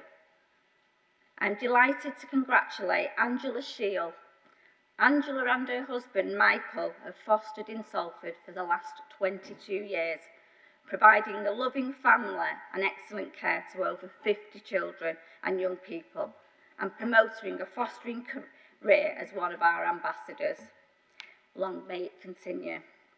Last week, Angela received her MBE from Princess Anne, and I know you will all join me in congratulating her and her husband Michael on this achievement and her contribution to children, and an inspiring example of the spirit of Salford. I know that we are all looking forward to our 3rd Spirit of Salford Community Awards, which takes place next week at the AJ Bell Stadium. These awards have become a real flagship in our civic events calendar, celebrating the fantastic people of Salford and the amazing work that residents, community groups, public servants and volunteers do every day to make this city a better place to live and work. This year, we had a tremendous response to the awards with hundreds of impressive nominations across the 10 award categories and thousands of online public votes. It has been deeply humbling to learn of the achievements of the finalists who represents the very heart of our city. I hope that this event will go some way to saying thank you for their contribution to Salford, and I look forward to seeing many of them there on the night. Finally, I would like to share news of the newly launched City Mayor's Challenge. Across the top to the top universities of the country should be available. Access to the top universities of the country should be available to the brightest young people, regardless of their background. In the UK today, disadvantaged young people are 5 times less likely to go to a top university than their advantaged peers. Salford students remain underrepresented in the top universities across the country, and this challenge represents a unique new opportunity that school students can benefit from help to consider continuing into further and higher education and to expand their horizons.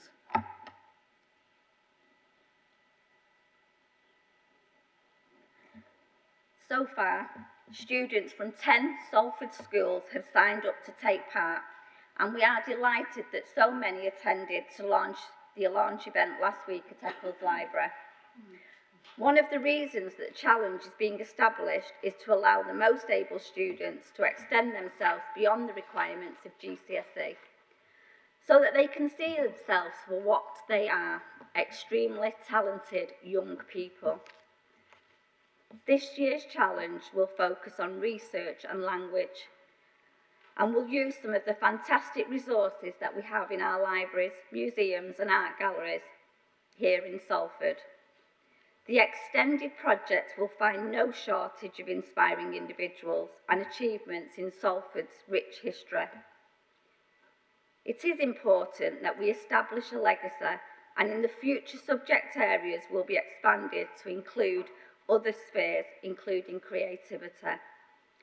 We are really looking forward to seeing the finished work for each of the 3 challenges from the schools that are participating, and look forward to presenting the awards later in the year. You will also be aware that Debbie Brown, who happens to be sat on the top table today, will be retiring at the end of May 2023. Debbie has been our Strategic Director for Service Reform since 2017, although she has been around a little longer than that. And we will, of course, be very sorry to see you depart. Debbie has played a key role in developing new ideas and ways of working in recent years here in Salford. Debbie leaves a remarkable legacy in the city and across Greater Manchester. Debbie has worked for the council since 1992 in a variety of roles. I know that Debbie is particularly proud of her involvement in the Poverty Truth Commission, which made such a positive difference to the lives of people in the city. More recently, Debbie has continued to play a lead role in the Salford Women and Girls Commission, which will have a lasting and positive impact on gender equality for Salford. On behalf of the City Mayor, members of the Chamber, officers of the Council and residents, Debbie, we wish you a happy retirement and happy in the future endeavours, whatever they may be. And thank you personally for all the support that you've shown them.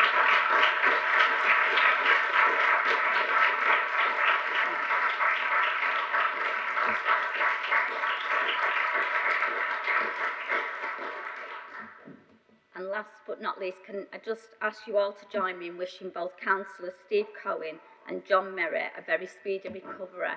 And I'm sure they'll be back in this chamber very soon. And, you know, it's a long process, but we hope to see them very soon. So that's a positive note. And I'd also just like to wish all those retiring councillors the best of luck in the future of wherever it's going to take you. But please don't be strangers. We're here, and we'll always come and find you if we need some advice or a cup of tea when we're in your wards. So thank you, everyone. Thanks very much.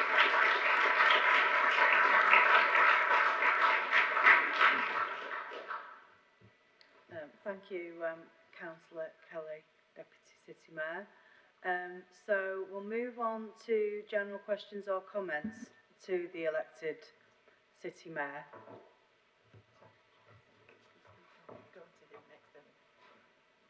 What is it? Thank you, Madam Chair. First of all, can I actually say that I was really surprised this afternoon. This is the first time in a long time that we've had a statement from the City Mayor, or in this case the strategic City Mayor, that is concentrated on local issues and not national issues. It's certainly welcomed by the opposition, and I'm sure it's welcomed by a number of members in this chamber.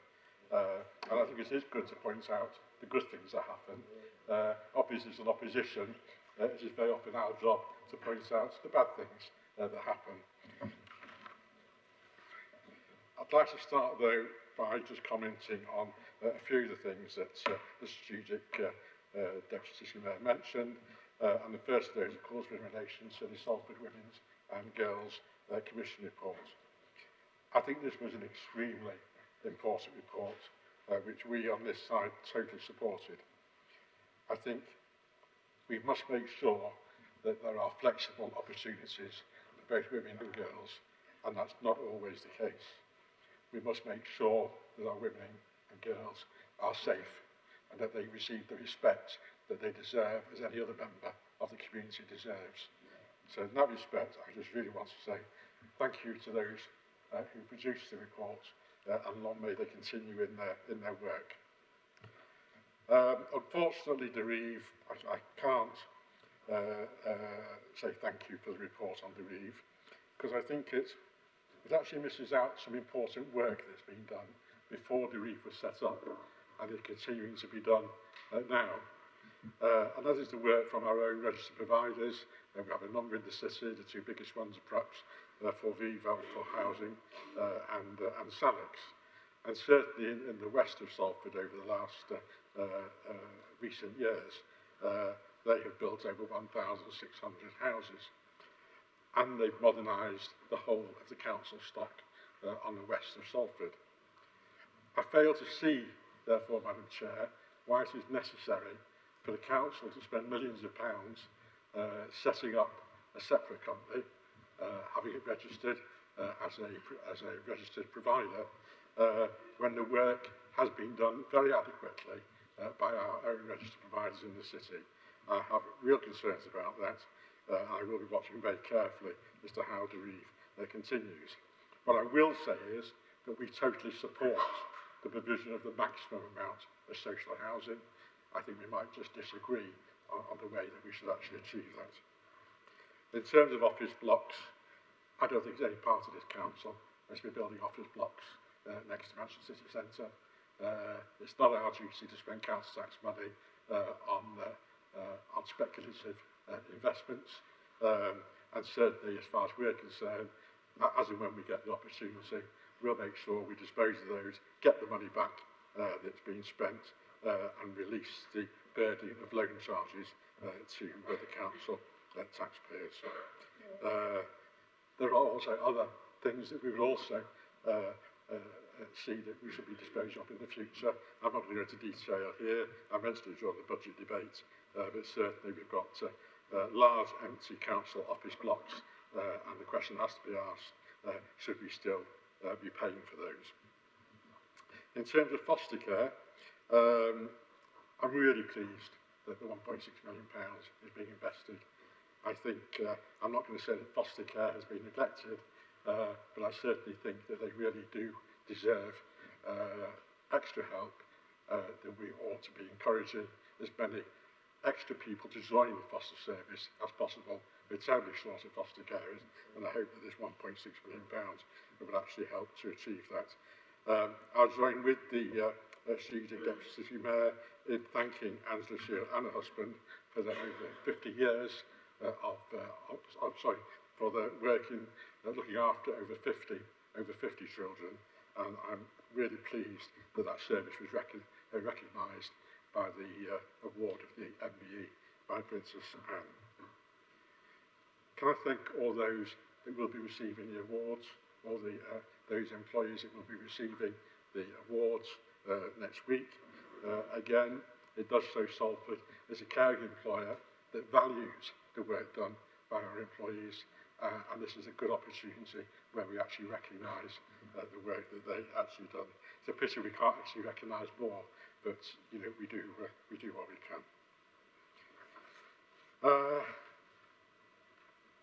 I'll leave some thanks until the end. I just really want to move on to a few other points. In 6 weeks' time, Madam Chair, 7 weeks' time, on the 4th of May, the people of Salford will decide who they feel is best able to manage their affairs locally. And they will decide whether they want to continue to be governed locally by Labour, or whether in fact they feel it is now time to change to a local Conservative administration. That won't of course happen overnight, but as the saying goes, for little acorns do big oak trees grow. I don't want to compare myself to an oak tree, of course. But why will people want to make this change? I think it's because they have seen how the council, I'm going to use the word squanders, it's a very emotive word, squanders council taxpayers' money on pet schemes, and I'll come back to that in a few moments. They will see that after 50 years of control by Labour in Salford, we still have one of the highest rates of deprivation in the country. They will also see that Salford is one of the highest council taxes in the country. And they will see the constant threat to our green spaces from development. They'll see the lack of infrastructure, particularly in our local roads network, to eradicate traffic congestion and the pollution that creates. But we will see millions of pounds spent on reducing our main roads for crawl by adding specialist lanes, bus lanes and cycle routes. And I'm not complaining that we have them, I just think that there are places that we shouldn't have them if they're going to actually block up the roads in our city. We ought to increase the amount of street cleaning done in our city, and our proposal in the budget, of course, were to increase that from 3 weeks down to every 2 weeks.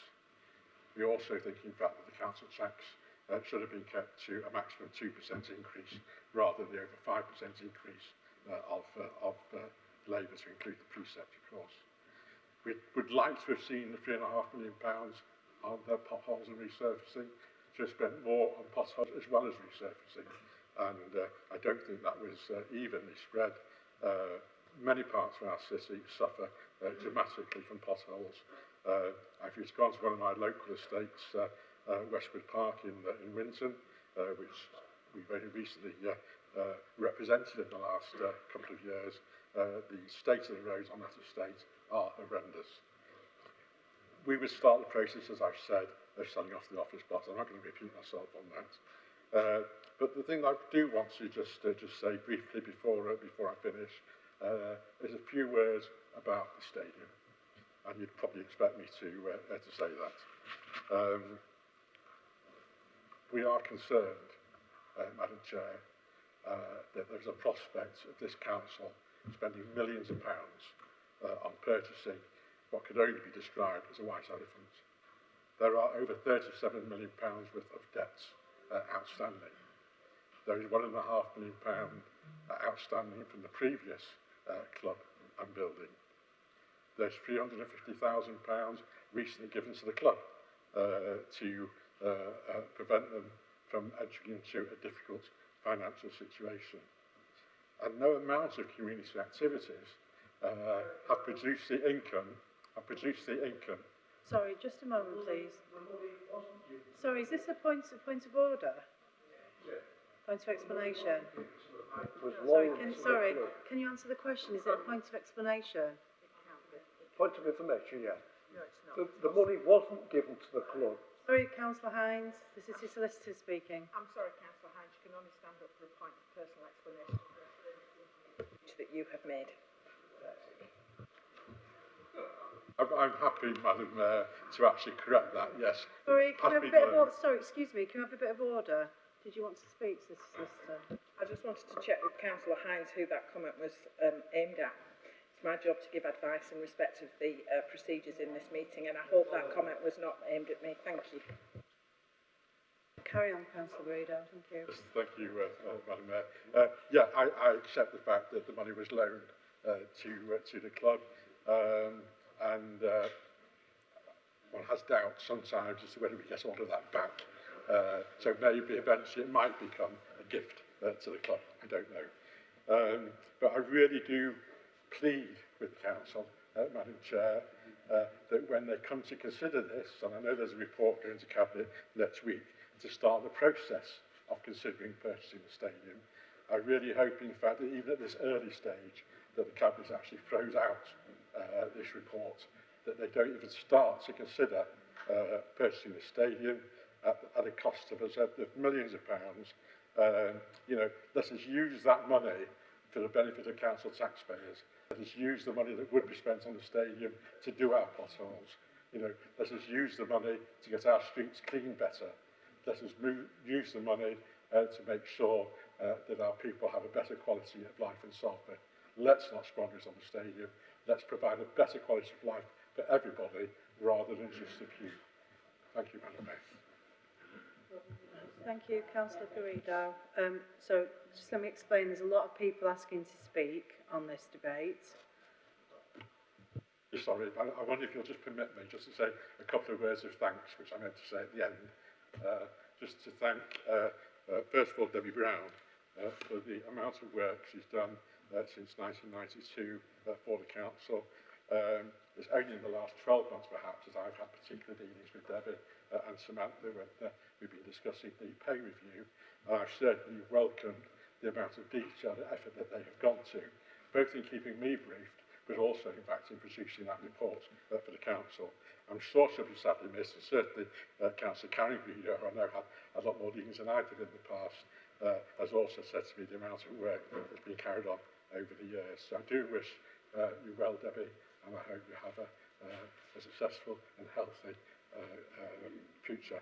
And just finally, in fact, I did mention Councillor Cohen earlier, but I just would like to add, again, my thanks and best wishes to Councillor Cohen and Councillor Merrin, and hope that they both recover at the earliest opportunity and return to good health. Thank you. Right, thank you, Councillor Garrido. So we've got quite a number of people indicating to speak. Just let me just check I've got everyone here.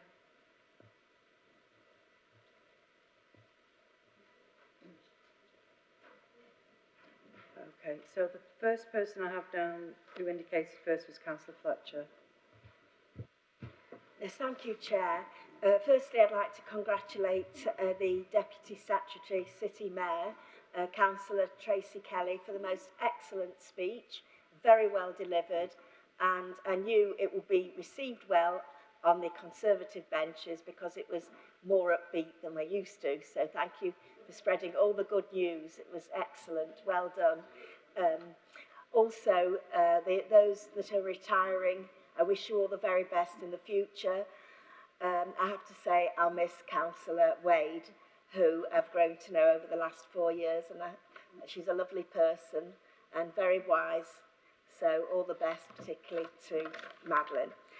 Very quickly, about the chaplain this morning mentioned St Patrick's Day, and of course I've got a huge interest in that.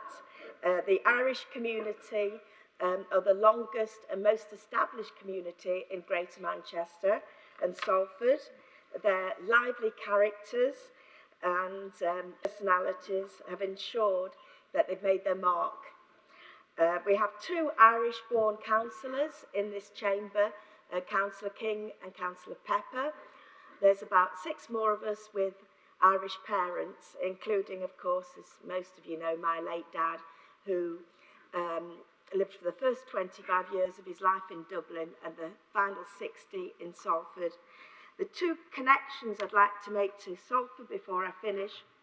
Over the centuries, the Irish have played a key role in the labour and trade union movement, and this is very well documented in the Working Class Movement Library. Do you remember that, Councillor Rabbi Saunders? I think it's the place you're trying to find. So perhaps you'd like to go find out about the Irish there too. And the other connection is probably the most popular Irish song, well, I thought it was an Irish song, that's played on St Patrick's Day, is Dirty Old Town. So it's not Irish at all. Anyway, I came back from one festival and I said to my dad, I love that song, Dirty Old Town. It's really great. He said, is it about Dublin? He looked absolutely furious. He said, you cheeky something. He said, it's not about my hometown. Dirty Old Town is about your hometown, Salford. He says, listen to the words properly next time. Thank you. Thank you for that, Councillor Fletcher. And if Council indulge me, I'll just say at my recent charity ball, I actually did a nod to Ewan McCall, but Broughton, born and bred, as a tribute to his musical contributions to the world. So thank you for that. Can I have Councillor Brabiner, please? Thank you, Madam Mayor. Dereeve's been mentioned. Now, you all probably know I've a supporter of Dereeve since day one. Living in my former council house for 44 years, I'm excited, genuinely excited at Salford Council building their own homes once again. Salford Council is the most trusted landlord in our city, repairs carried out on time. I can say this because I'm one of the few councillors in our chamber who has lived under a Salford Council tenancy. I, for one, will always be grateful to Salford Council. Thank you, Deputy City Mayor, Councillor Kelly, and also to my Broughton Ward colleague, Councillor Merry, who is unfortunately in hospital, for everything you both do for Dereeve. I say that from the heart. By building homes for our community, I know it means such a lot to people out there to know their council, Salford Council, cares about them. Thank you.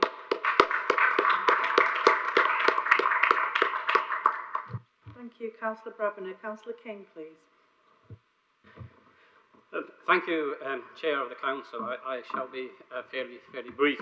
Could I start with St Patrick's Day Parade, and thank you, Councillor Fletcher, for mentioning it, and I wish you all a happy St Pat's on the 17th. The Irish have influenced politics across the world, actually, as far away as Argentina, Australia, and New Zealand, and of course in the United States of America. On a number of occasions, there were attempts to stop St Patrick's Day Parade in New York, and of course, anybody who challenges the Irish in New York will lose, and of course they lost. But on the parade on Sunday, the day before was raining very, very heavily. The day after was raining very, very heavily with hailstones. On the day of the parade, St. Patrick influenced the heavens, pushed the clouds apart, and the sun shone down. And a great day was had by all. Unlike Mr. Councillor Robin Garrido, I do welcome the progress of Dereeve, actually. And if my figures are right, Strategic Deputy Mayor, I think if all of those developments take place, then we'll have something in the region of 300 or 400 houses under our belt, in which case we will be a strategic housing influencer in our city, and that is very much to be welcomed.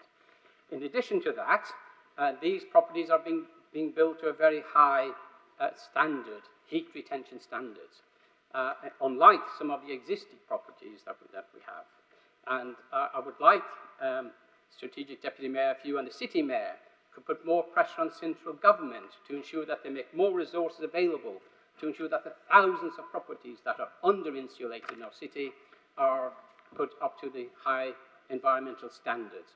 Because we shouldn't have people living in our cities in the cold, quite frankly, especially now as a result of the very high energy prices which are being charged by the privatised energy companies, so we're taking billions of pounds in dividends away from those companies. So I hope, Strategic Deputy Mayor, that you'll be able to put pressure on central government to ensure that more resources are made available. And finally, all the best to all of my colleagues who are retiring. You have done wonderful work over the past number of years, and also to Debbie Brown, whose history goes back almost as far as mine in this city council. And I think we all remember the previous senior manager of personnel, I think was David Williams, which I think under whose regime I think you served for some time. So all the best. Thank you. Thank you, Councillor King. Could I have Councillor Yard, please? Thank you. Just to begin with, what I'd say, my thanks to Debbie as a lead member. Debbie's leaving quite soon after I've started, which I feel a bit cheated about, to be honest, because I was looking forward to working with Debbie. As I've not known Debbie for that long, I've only got one anecdote to share, which I hope she doesn't mind me sharing. But our first meeting, Debbie said, "Oh, Jack Yowd, I knew your mum. She worked for the council." I said, "No, my mum never worked for the council, but my grandma did." So I think that's who you're talking about. So, sorry, but that's as you've left so soon, I haven't got any other anecdotes to share. But Debbie's given a great service to this city, and she's been really supportive in the short time that she's been director with me. So I really thanks very much for that.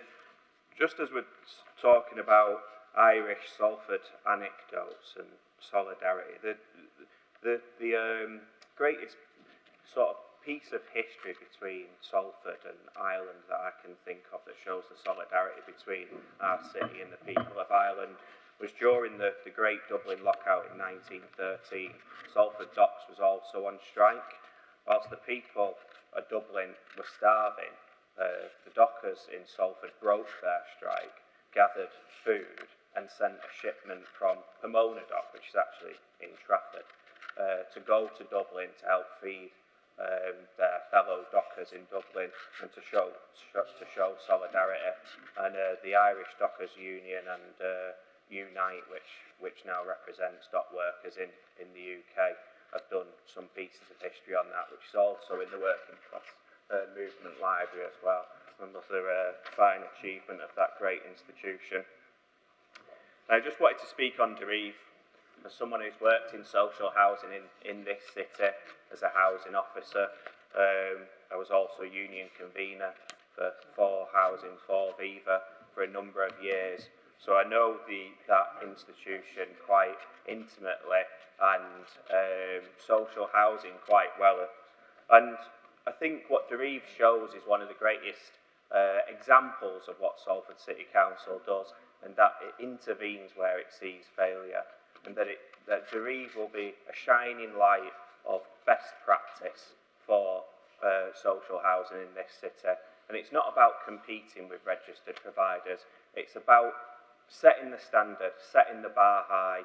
And sadly, I think, in particular for housing, and I say this as a councillor, not as a former employee, has fallen way, way below that bar.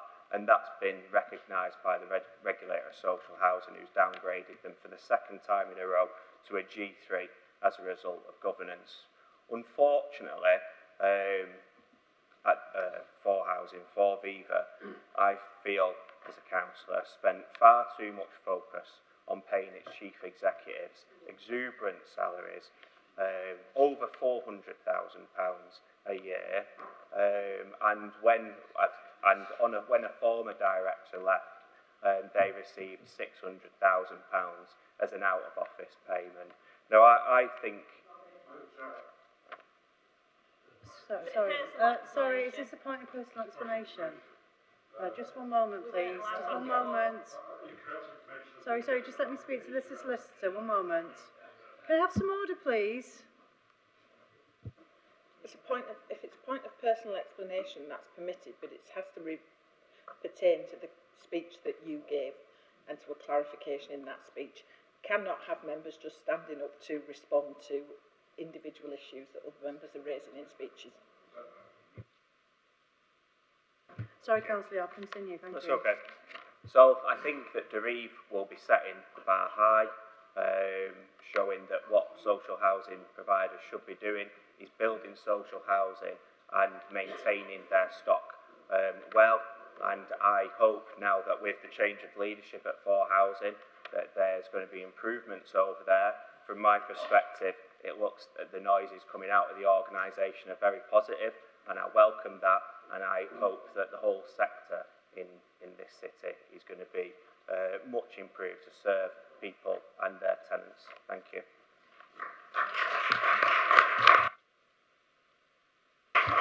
Thank you, Councillor. Councillor August, please.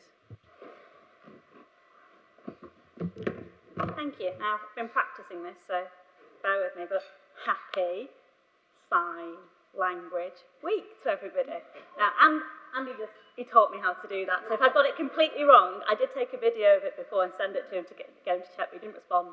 But thank you to everybody. I'm really proud of the fact that we have a sign language interpreter for our 4 councils. We're the only council in Greater Manchester to do it. Even GMCA don't do it, so well done to Salford.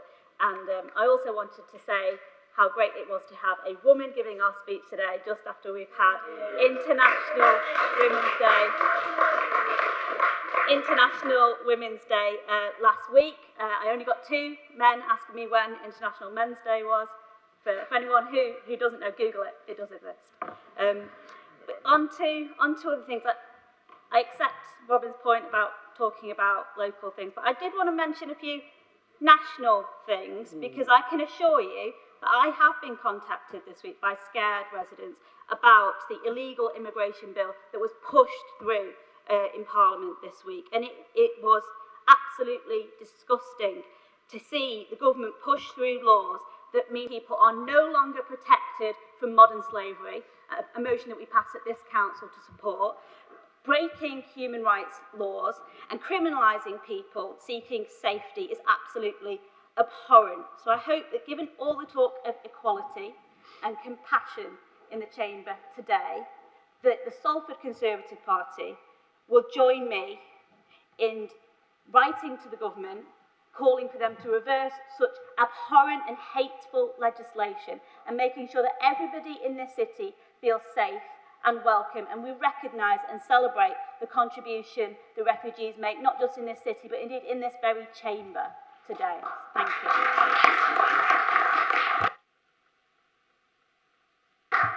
Thank you, Councillor August. Could I have Councillor Kamal, please?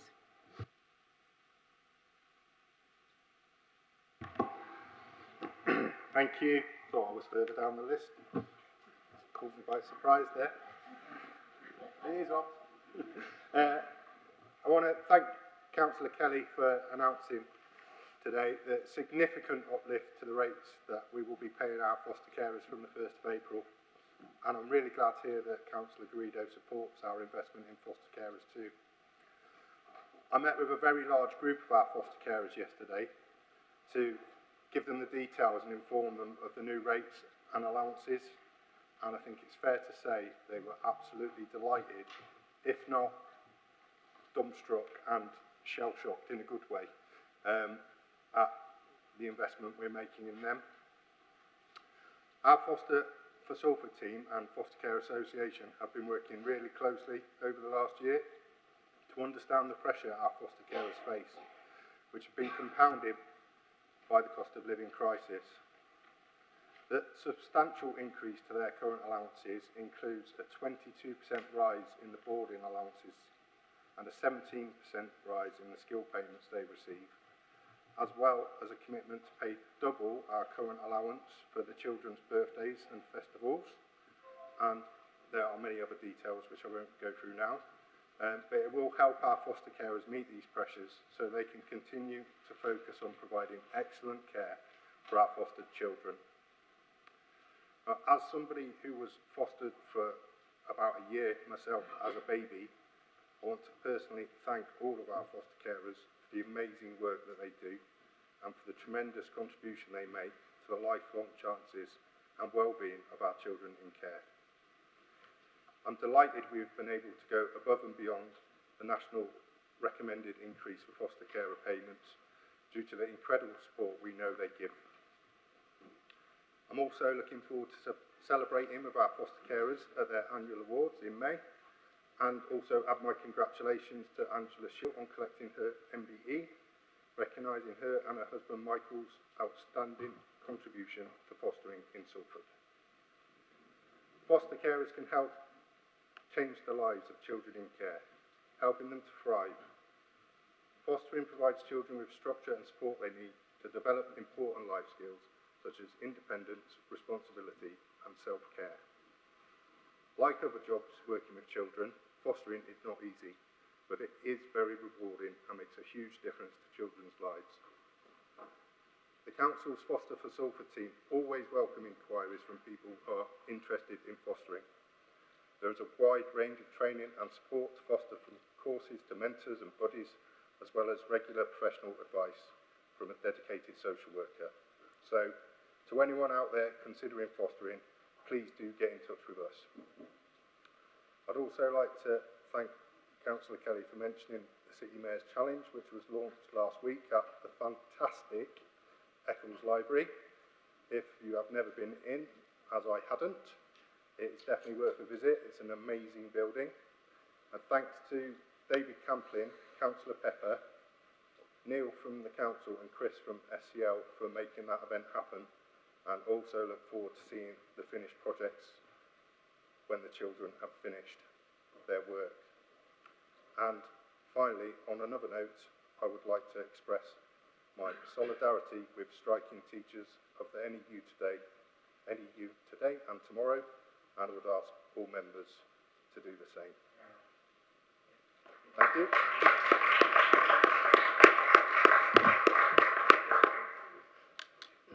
Right.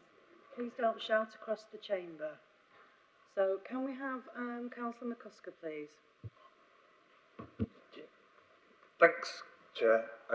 La Elia Porrig, Shannon Deeve, and to everyone for Friday, so that's happy St. Patrick's Day in Irish. Yeah, I just want to make some comments about Councillor Robin Garrido's speech.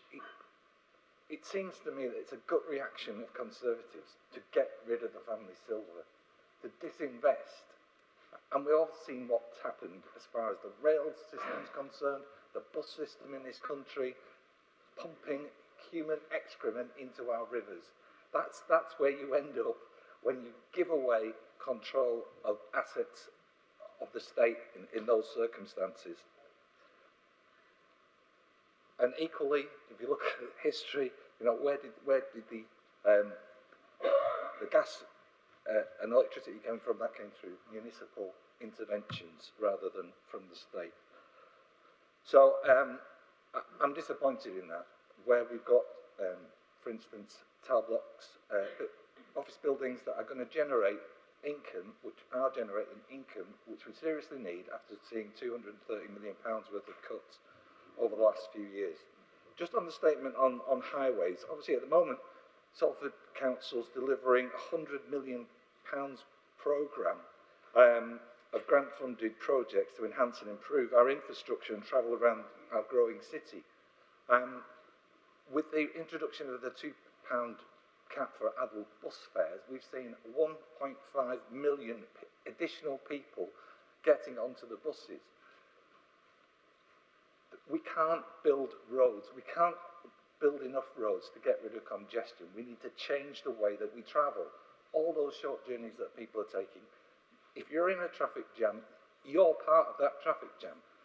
We have a responsibility to make sure there are safe routes for people to take active travel, to have an efficient bus service that means it encourages people to change the mode of travel. Outside of London, we've seen an absolute decimation since the deregulation of buses. London's the only city within the UK where bus travel has actually increased since that time in the 80s, and we've seen an absolute decimation of the service. Franchising will give us an opportunity to try and build that back, initially from a standing start. But unless we've got the infrastructure on those roads, those people will be in front of you in the traffic queue. That's it, Jim. Thank you, Councillor McCusker. Have Councillor Saunders, please. Thanks, Chair. Try not to be too long. I appreciate that everyone in this chamber will be desperate to get to hear the budget at 12:30, followed by attending the Electoral Matters meeting online at 2 o'clock. As Councillor Fletcher mentioned, another St Patrick's Day. I don't have an Irish parent, but as you know, Councillor Fletcher, my grandfather was Irish, and my late mother spent the entire war in Ireland, and I visited there many times, so in many ways I do consider myself partly Irish. Certainly, had Jack Charlton been around today, he would have wrote me in, no doubt, for the Republic of Ireland team. Anyway, couple of things I'm going to say might surprise some people. Firstly, I'd like to join in the thanks to those who are leaving and also good wishes to those who are not well. In particular, I'd like to mention Councillor Margaret Morris, who has been our indefatigable chair of the Health Scrutiny Committee that I've had the honour and pleasure of serving under her, and also to my constituent, Councillor Linden, and I'd like to wish speed recovery to my constituent, Councillor John Merry, as well. In terms of what was said about the children, I was recently speaking to one of our children's social workers who came over from another authority, and she told me that the difference between her previous authority and Salford was immense, and Salford was so much better than the other authority. Just to mention, I mentioned St Patrick's Day, so as this is the last meeting for a couple of months, as a councillor and as a rabbi, I'd like to wish all citizens of our wonderful, diverse community, diverse faith and diverse cultural community in Salford, in chronological order, I'd like to wish them a happy St Patrick's Day, Ramadan Mubarak, Chag Sameach, happy Passover, happy Easter, happy St George's Day, happy May Day, and as a loyal subject of His Majesty King Charles, I'd like to wish him congratulations on his forthcoming coronation, even though my invitation must have obviously got lost in the post. Thanks.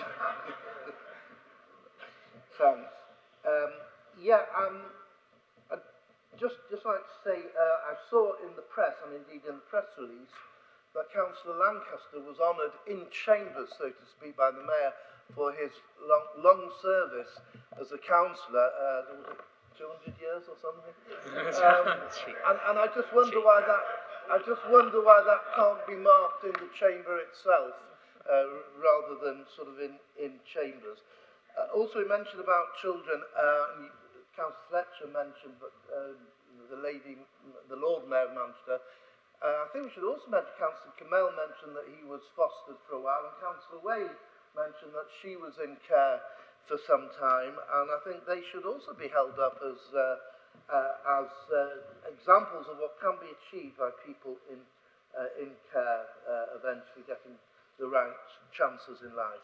Finally, Madam Chair, it hasn't gone unnoticed by me the irony that both our City Mayor and our Chief Executive have been replaced by their deputies on the Ides of March.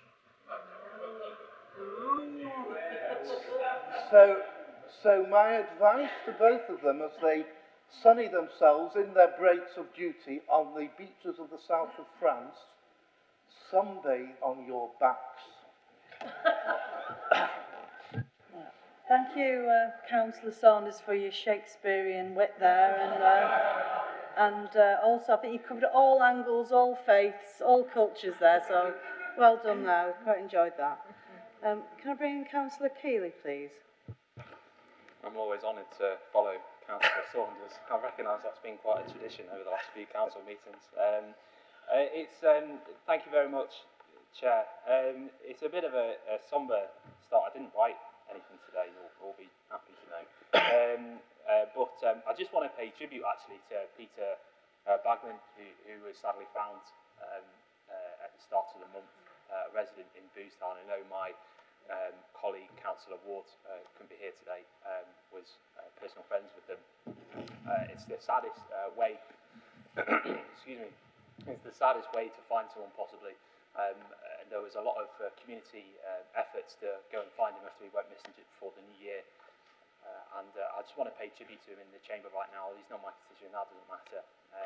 Peter was an upstanding member of the community, and I know his family, whilst they will find peace knowing that they have finally found him, is in one of the most saddest ways possible that they have found him. So I just wanted to pay tribute in the chamber to Peter today. And you know, it sort of links into my next point, actually. A few months ago, I spoke about mental health, and I hope it didn't get misunderstood by members as a political thing, because I didn't mean it to be so. And it may have been understood that Peter had suffered from mental health conditions towards the end.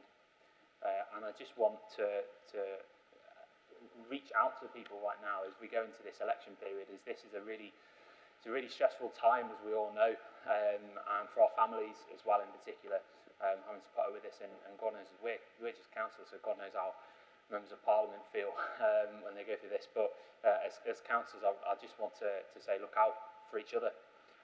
Please do look out for each other and help recognise some of the signs. And you know, mental health is, we all have it, whether it is good, not so good, or bad.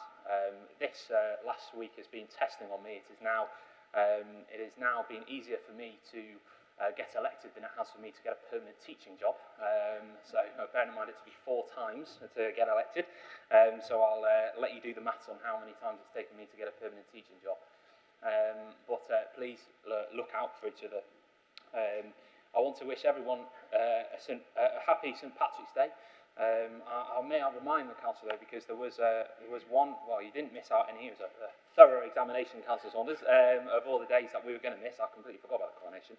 But at the start of the month, it was St David's Day, and you know, not much relevance to Salford, although relevance to me is one of the few members in the chamber who can pronounce the longest town in Wales. I'm not going to embarrass myself now, but it's these recognition of the cultural diversity of this fantastic city, and I just want to put on record, I'm sure everyone celebrated it in full in this chamber. I'd also like to thank all those standing down, particularly Debbie Brown, at the start of my tenure. Obviously, Debbie, you helped me very much so when I was starting to find my feet in some of the activities that the council did, in particular, obviously, with the technology that we use, and so I appreciate that now.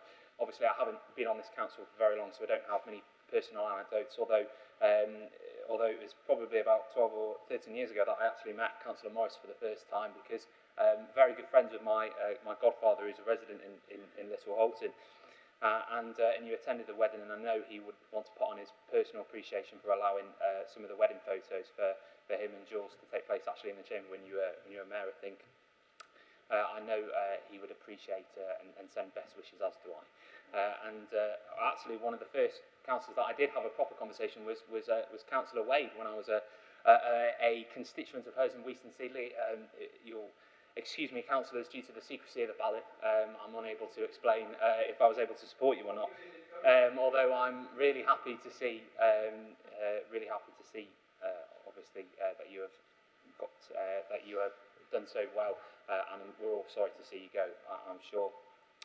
My last point, I think, although some people have missed this, we almost have an all-women bench up there today, and it's fantastic to see, obviously, with International Women's Day, not too long ago. There is an International Men's Day. I do get annoyed, actually. I understand your frustration. It's in November. There's a whole month, a whole charity, Movember, that's dedicated to it, and it really annoys me when people play personality politics like that. And thank you very much, Councillor Kelly, for delivering the speech. Today it was well delivered, well written, and maybe with the election of the city mayor next year, and also of the Greater Manchester mayor, perhaps this may be a permanent position for yourself. Right, thank you, Councillor Keeley. Councillor Pevitt, please.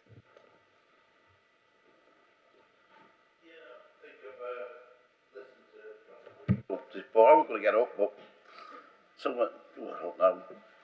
Now, with apologies to British Rail, is the new Tory motto "see it, sell it, and sod off"? Because that's what it seems to be. We've had, in the past, the Tories sell off Manchester Airport. You know, local authorities need things that bring money in. We're a poor authority. I could tell you about the council tax. I can explain to you the maths of it. The majority of our housing's in Band A, Band B. That's where we start, which would be Band D somewhere else, unfortunately. And the 3% differences as we go up, and differentials. So therefore, we don't have that broad base where we can get as much money in as possible. And then we look at privatisation. Everything that's been privatised in this country, sold off, costs more for a worse service. I look across to my colleagues in France. They can turn the central heating on. Not that they don't need it down south of France currently, but in the north they do. And it's only costing them 4% more. Here, it's 84% more because a private company is taking money off you up front because they've not bothered to invest. They've sold off their own storage because we can make money on that land doing something else with it. It's a bit silly buying gas cheaply to sell on at not much profit. We can make loads of profit in a one go again, a one shot. And then we have the magic money tree budget of last year, Les Truss. 74 billion they managed to cock up on this. Oh, tax cuts, it's unfunded, doesn't matter. And we've had 13 years this failure to the people of this country. As you say, people look to the Tories for what? We've seen recently at the BBC, a highly paid presenter says one thing. Next thing, 36 Tory MPs want him sacked, drawn out and thrown off. You know, not because of his punditry is any good or bad, but because he's made a valid comment. And we've had, the last few years, lying and lying in the pockets of the mates. The PPE scandal. We've got lords and ladies who have really big boats, get quite a few on them, who've disappeared with 129 million. But nothing's going to happen to them. The NHS is on its knees. It's being privatised through the back door. We've got doctors on strike today, solidarity to them. You know, 36-hour, 72-hour shifts. And they're on £14 an hour. After 7 or 8 years study. I know, being a teacher, we don't do as many years study. But as a teacher, I want more money than that. And I've not got someone's life in my hands. And I wouldn't, if I'd done 14 hours teaching non-stop, I wouldn't want to put anyone's life in my hands. And then we've got the unfunded wage office to teachers. That's below inflation. Nowhere funded. I mean, if we give inflation to teachers, the money's not there, and the government know this, but refuse to fund it. They'll fund a new set of submarines for Australia. You know, make us look good. Nuclear powered, but no missiles on them. And then we've got, again, I look at the energy costs going through the roof. Now, the poor, you know, and this prepayment meter academic that we've got. British Gas kicking down doors. Now, where are we in this country when it comes to that? And that's people in Salford, and they pay money up front. And a lot of these prepayment meters, when you attach it to a smart meter, which are not very smart, things go wrong. And it happens, you can get cut off then, even though you're well in credit, because one thing's not talking to the other. Because British Gas have not invested in the smartest technology, they've gone for the cheapest one. More profit, privatisation. Look at the postal service, if you can find it. It's over £1 now for a stamp. You know, they've got rid of, I used to regularly, for my union, buy prepaid envelopes. They've got rid of them because they thought people can still use these into the future. Now you've got a stamp with a barcode on, and your stamp goes out of date. Then what's all that about? Well, you bought that on the 15th of October. We put the prices up in November, you can't use it now. And I'll come to the final fiasco, which does affect us here, HS2. Any common sense would have said, as it did with the Channel Tunnel, start in France, start in Britain, join in the middle, and they managed to do that underwater. Sorry to interrupt, your time is up. Right, I've just one last point, sorry. Why did it start in the north and the south and come together and they meet? But it's easy because they're going over land, they're able to see one another. But no, start in the south, then think about putting it back. Most of us in this chamber will not be here when HS2 finally departs Piccadilly Station.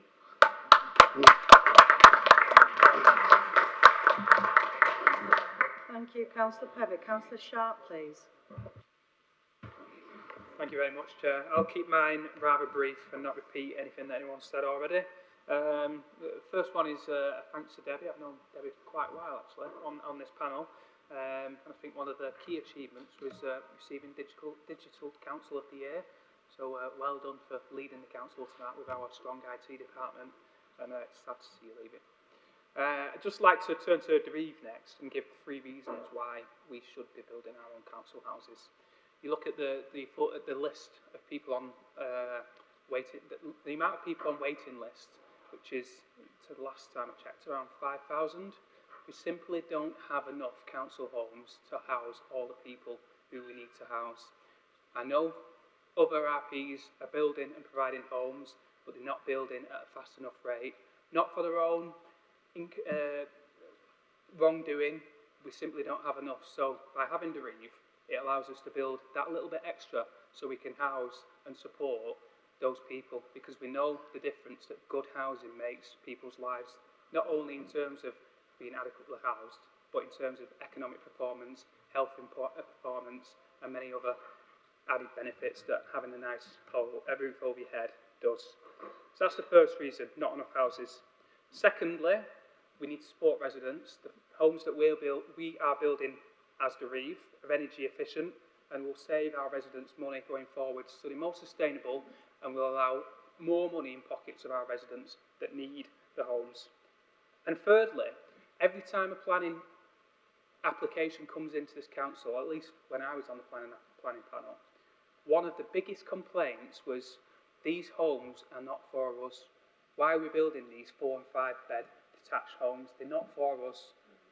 And one of the benefits of Dereve is that these homes will be for those people, for Salford people that need homes, and they will be affordable. So I do strongly believe that we should be supporting Dereve, and I'll keep it brief and finish there. Thank you. Thank you, Councillor Sharp. Councillor Karen Garrido, please.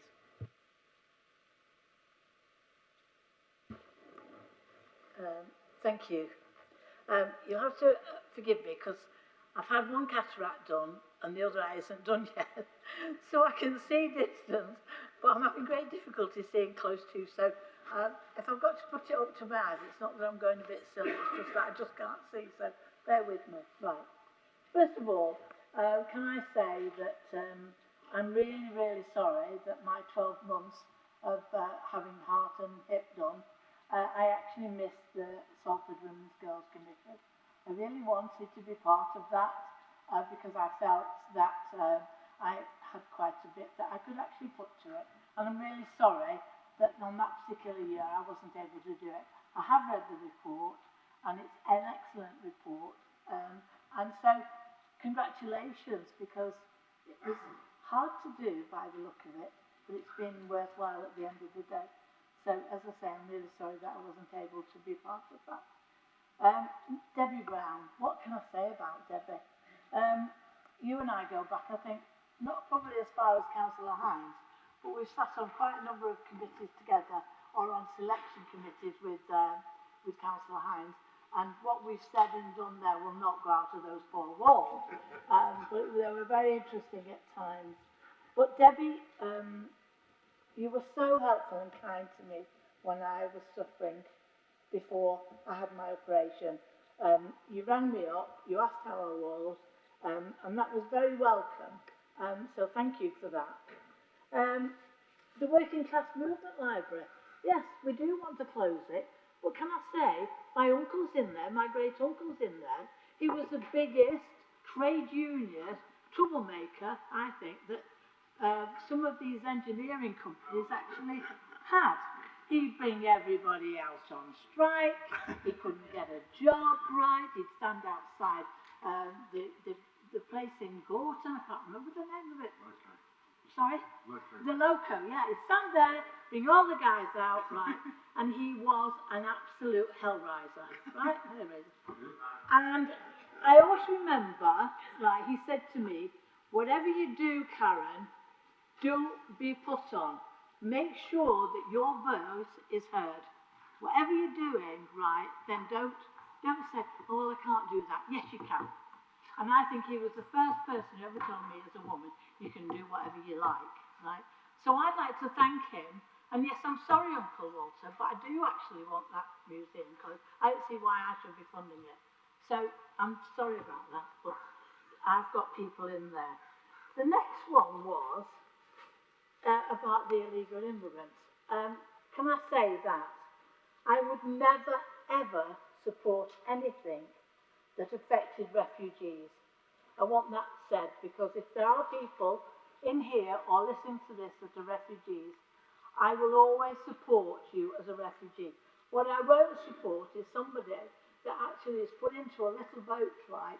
They shouldn't be there in the first place, and France should be stopping them on their side to come over here, because those boats are dangerous. People die every day or every week or whatever. And, you know, as a human being, I don't want to see that. I want it to be done carefully and properly. And perhaps it's not right, and perhaps there are faults in it, but I think the sentiment was there to actually help. So I do support refugees, but I have to say the illegal immigrants have to be looked at, because if they're put into, I don't want them to suffer being put into communities that don't want them. And so I need to care about them as well. So I hope that whatever happens, that we do get it right, and that everything is put in place for people to be treated as human beings, treated as human beings, right, and that we do actually care about them. So as far as refugees go, I have to say I will support them all the way, because they're running away from war zones or intimidation or whatever. And a lot of them are women as well, and we really need to take care of them. Councillor Muscat, I'm going to say Muscat. McCusker. Sorry, I missed a bit off the front, McCusker, sorry. Right, I just want to say to you, right, when are we going to get some of this income? I will not hold my breath, because I think I've died before we get any income from these buildings. When will we, as a councillor, be getting any income from that? You don't have to tell me now. You can put it in writing and tell me what year we're going to be getting this paid off, and we are going to get into this council the money that you've talked about, because I'm waiting, but I'm not holding my breath. Regarding the, I think that's it. Just hold on a moment. Your time is up, Councillor Thank you Garrido, very much. actually. Thank you. I'm glad to be back. Councillor Hamilton, please. Yeah, thanks, Chair. I'm not going to go over anything anyway, like Councillor Sharp said. Wish everybody well in all the aspects that's been said. Councillor Greedo, when you talk about Salford Council squandering money, you know, we've just passed a motion today, unanimously, for once, which was lovely, and I wasn't going to say anything, but when you used the word squandering, I thought, I can't let that go. I was at the Green Big Energy Summit a couple of weeks ago, and one of the things they've got there in Surrey is the world's largest pacifist leisure centre, which is the world's largest, which is absolutely fabulous. It's high quality, eco-friendly. It's brilliant. I've got a picture of it here. I've got lots of pictures of how we should do things. Well, if the government gave us the money, our grant monies that we deserve, we can do what we want with that money and do things like this. The world's biggest leisure centre. What we could do for our kids, our foster kids, our looked after kids, what we could supply. You're not allowed to comment, are you? So, yeah. Not shout across the chamber. I didn't start it. Sorry. Oh, okay. Nobody talking across the chamber. Right, apologies. I'll leave that there, but you've got the meaning of what I'm saying. As it's been said, we're the most deprived, one of the most deprived places, cities. Give up, you know, we need more funding like Surrey. We can do what Surrey does if we get their grant money, their council tax monies in. You know, but we need a start so we don't look like, you know, what's it again? Squandering the money. It's just that emotive talking. It just doesn't bode very well, not in the heart of Salford. I too was brought up on a council estate, absolutely loved it, great years, great house. I've got my own terrace now, and the upkeep, it's massive for a single person, it's absolutely massive. It's took over my life. So, yeah. Councillor Keeley, I'm really sorry you suffer with your mental health, like we said in that last discussion. We've all got one, and it's good that we talk. And, you know, if we all got up and all talked, we would be here all day. But it would be good to start something going if we've done it before in an e-newsletter. We tried to get all councillors talking, and we do know it's more common for the people that are not speaking up who maybe suffer the most. It's not always, it's not across the board, but that is more common. So, and what I said to you last time, it wasn't made in any, I wasn't being sarcastic, or else I would have told you in the lobby like I did. Yeah, and that's all I want to say. So thanks very much, Chair. Thanks. Thank you, Councillor Hamilton. Just going to finish with Councillor Wayne, thank you. Hi, so I'll keep this brief. I just wanted to make a couple of comments. So I echo Councillor August's comments about the disdain for the illegal migration bill. I welcome your comments, Councillor Karen Garrido, about supporting refugees and being in favour of supporting refugees.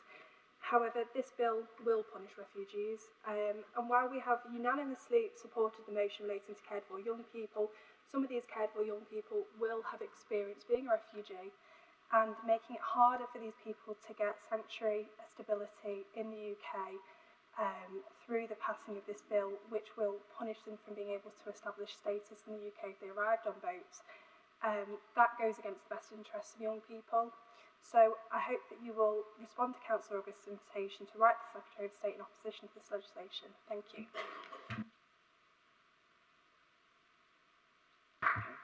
Right, thank you, Councillor Wayne. Just before I bring Councillor Kelly in as the Deputy City Mayor, just to remind councillors that actually because we have a 10-minute interval, we can go to just past 20 to 1 to finish the business today without moving standing orders, just to make you all aware of that, okay? So, Councillor Kelly, thank you. Thanks. I am conscious of time, so I won't respond to everybody's comments, if that's okay with everybody. I do appreciate all the comments that have been made, and thank you for the love and support that's been out there this morning. And it is lovely to see all these women up on the front top desk. Just coming back to you, Councillor Garrido, with regards to RRP, Derive is not about taking over the world. This is about giving something back to this city that is much needed. As I said, 4,000 people are on the housing waiting list. We need to be part of that picture. Some of our RRPs are not doing what we want them to do, and many of our tenants already think they are still council tenants. So we're not doing anything different. For me, this is an absolute privilege that we can do things. And as was said by Councillor King, fabric first houses, larger homes, different types of tenure, and not just in one place. My passion is people, and giving them a home across this city is an absolute necessity. And where they are built, I don't mind working with our partners. We're doing that. But, you know, we also know, as Councillor Yard said, some of our providers are not quite there and got it right. So I'll work with anybody that wants to work with us to provide those homes. But I think Derive should be leading the way, and we want others to follow our approach and not us follow their approach because they're not getting it right. So that's just with regards to that.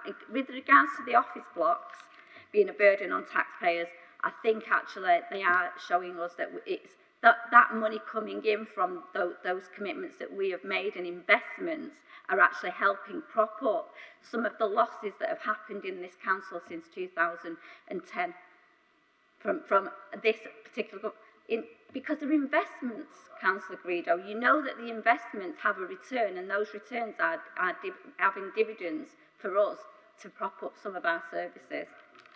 Okay, well, we'll agree to disagree. Okay, I'm not going to have a conversation across the chamber. We'll agree to disagree.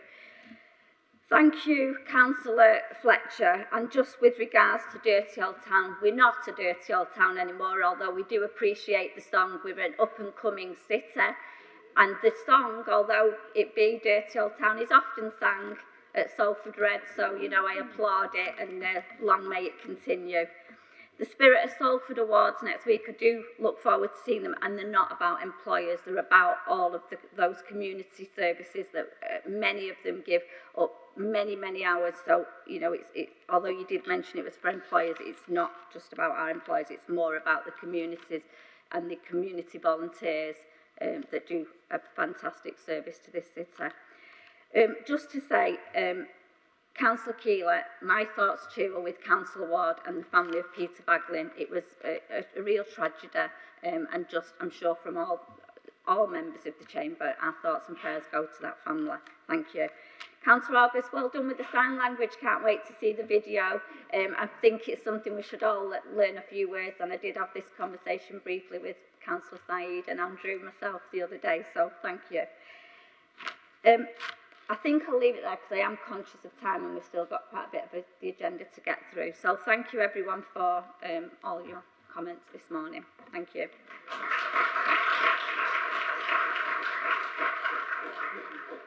Thank you, Councillor Kelly.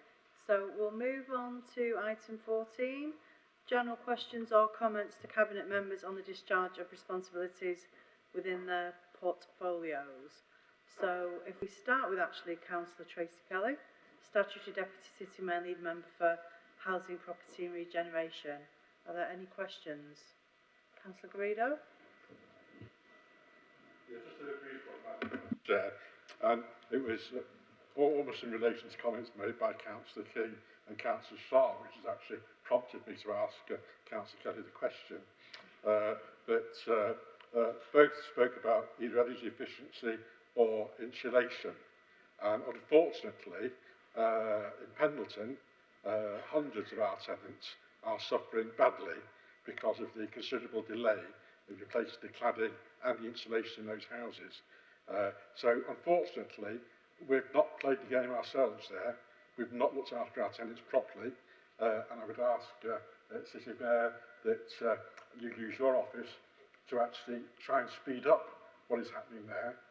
We were told last year that eventually the cladding might be replaced by March this year. Even that was too long in my opinion. But as far as I can see, scaffolding's still up. There's still all the work to be done. I'm really concerned in this cold weather that our tenants are suffering very badly from a lack of insulation and much higher heating costs than even we're suffering.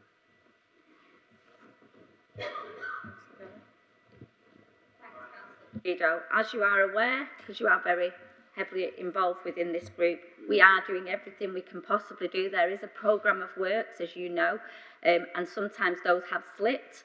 I don't like using COVID as an excuse, but it has got in the way of some of those things. We are working with those residents at Pendleton. As our Pendleton Together, we have offered lots of support. We have offered services, and we've got groups meeting with regards to this. I think that is a well-known issue with regard to the programme of works, and you know, to stand in chamber today, I'm really disappointed given it is I think there's a political element here, Councillor Greedo, in terms that it's the last meeting before the elections, and that is something that I'm disappointed in, that you know the programme of works and you're working with those residents to get this finalised. And had we been able to borrow the money when Grenfell first happened, then this would have been well and truly resolved.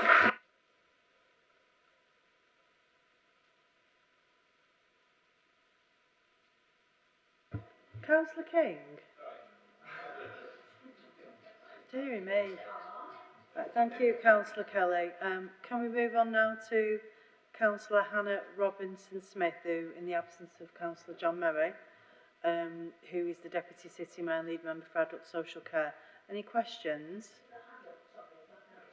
Sorry. Yes, it is, yes. Sorry. Sorry, did you want to speak, Councillor Garrido? Okay, Councillor Garrido. Thank you.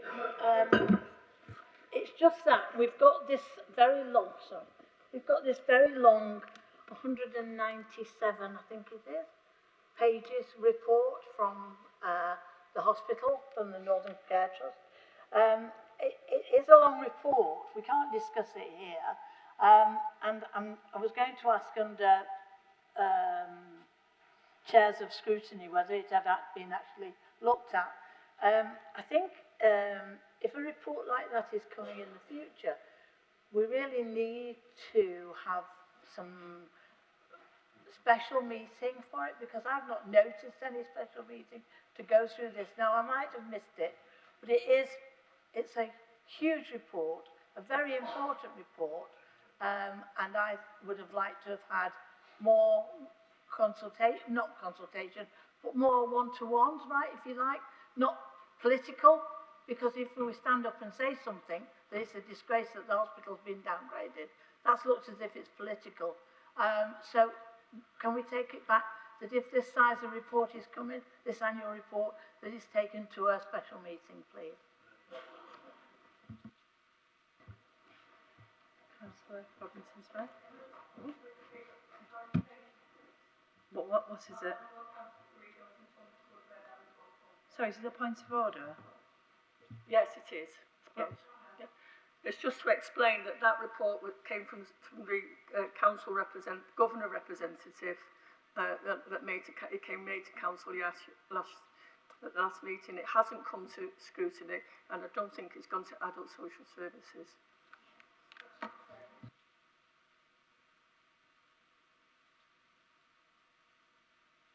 Right, well, thank you, it's noted. Sorry, Councillor Robinson-Smith. Yeah, just to echo what Councillor Morris has said. I'll liaise with the lead member and we can have that conversation offline. Can I just come back? Could somebody explain to me what I thought this report was coming to us to be noted, and if we've got questions on it, to ask on it. I think it's too big of an item to actually do that, if you like, to note. I'm not a noter. I hate these reports that come back and says it's to be noted. I want to discuss it and then make it. All I'm saying is, from here, that's it, isn't it? Doesn't go anywhere else. So we really do need to discuss it. Now, I could be wrong. It could be that we just come here, note it, take no notice of it. So that's the reason I was asking. Thank you, Councillor Guido. Just a moment, please.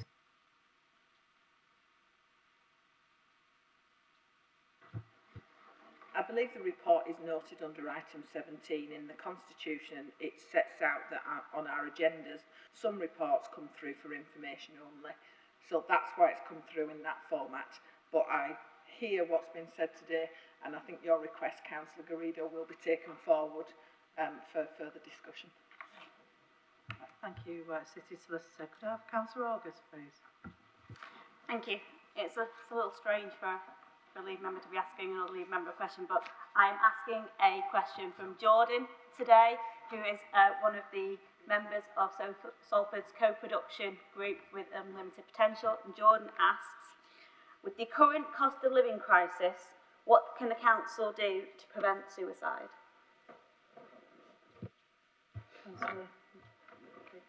Yeah, so I chair the Salford All-Age Mental Health meeting and meet regularly with our Salford Safeguarding Adults Board and our multi-agency Salford Suicide Prevention Board, and there is work ongoing with all partners to support and work on suicide prevention, especially in relation to men for whom the suicide rates are disproportionately high.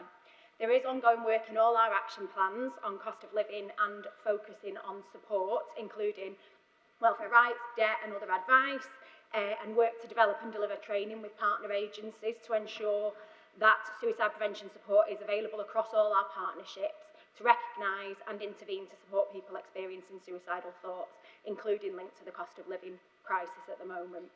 One of our commission service partners, Reach Out, Start to End Suicide, also shared at our most recent suicide prevention partnership their work plan for 2023-24, which includes a specific targeted piece of work about economically disadvantaged direct engagement that's covering that exact point.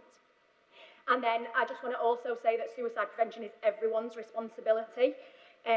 We do have a free 20-minute suicide prevention training that is available on the Greater Manchester Shining a Light on Suicide website, and I will share that quite happily to go out in the minutes if people want to have a go at that, and I would strongly recommend that people do it. It is everyone's responsibility. Thank you, Councillor Robinson-Smith. I've got Councillor Morris. Do you still want to speak? No, I just wanted to clarify that that report will come to scrutiny, as all the annual reports will come to scrutiny, and we can make comment there then. Thank you. Councillor Teta, please. Yeah, I was just indicating because I am the governor on NCA, and basically, if the protocol is for it to go to scrutiny, I would send it to scrutiny next time. I meant to make a statement on that. I just provided that for information purposes, and I'm very happy to have any comments from you in terms of obviously how we go forward with this. Thank you very much. Right, thank you, Councillor Teta. So if we move on to Councillor Sharmeen August, excuse me, lead member for Inclusive Economy, Anti-Poverty and Equalities. Any questions? Councillor Walters? Yeah, I'd just like to thank Councillor August for the work she's done in producing equality impact assessment for Salford Community Leisure, which I understand is in draft form, but from what I've heard at this stage, it means that the 6 leisure centres are going to be improving their services for all communities based on their needs. Just wanted to ask the lead member whether, since we've passed a motion today to include in equality impact assessments care leavers, if that equality impact assessment has not been finished, whether it could be, whether care leavers can also be included in that assessment if it's something which is not already too late. Thank you. And thanks very much for the hard work on everything. Thank you. Thanks, Councillor Walters. Councillor August? Thank you, Councillor Walters, and for raising the issues that you saw, and for the hard work of our officers, and for Salford City Leisure for doing the Equalities Impact Assessment. It is in very, very almost finished draft form, so I'm not sure whether we would be able to put that in because it has taken, as you know, a number of months to complete the assessment. I will ask though, and it's a really important thing to include, so if it's at all possible, I will ask for it to be put in.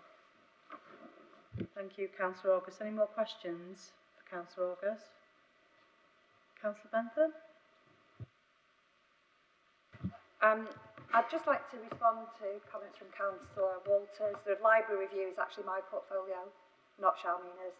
Thank you. Oh, right, thanks for the clarification. Can we have any questions for Councillor Jim Kamel, lead member for Children and Young People Services? Sorry, you're asking yourself a question? Yes. Okay, go ahead. Thank you.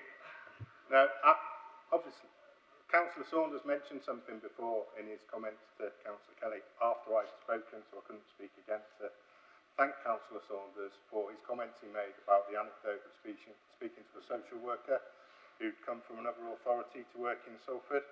So thank you for raising that and the feedback that they've given you that Salford is an excellent place to work for social workers. It's recognised regionally and nationally as a great place to work in children's services.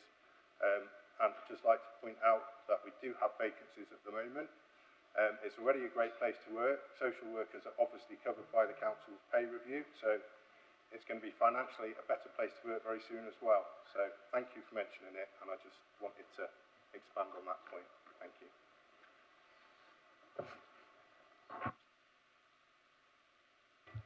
Thank you. Are there any questions for Councillor Kamel? Okay. So move on to Councillor Jack Yowd, lead member for Finance and Support Services. Any questions? Sorry? Did I miss you out? No, you're on the line after. Well, it is on mine. I can absolutely assure you it is on mine.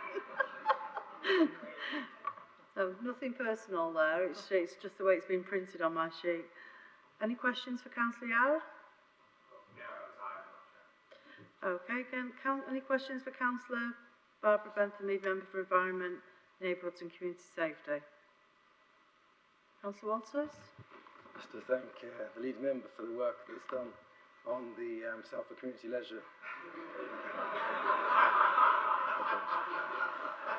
And to ask whether or not it's possible to include the care leavers. But thank you very much.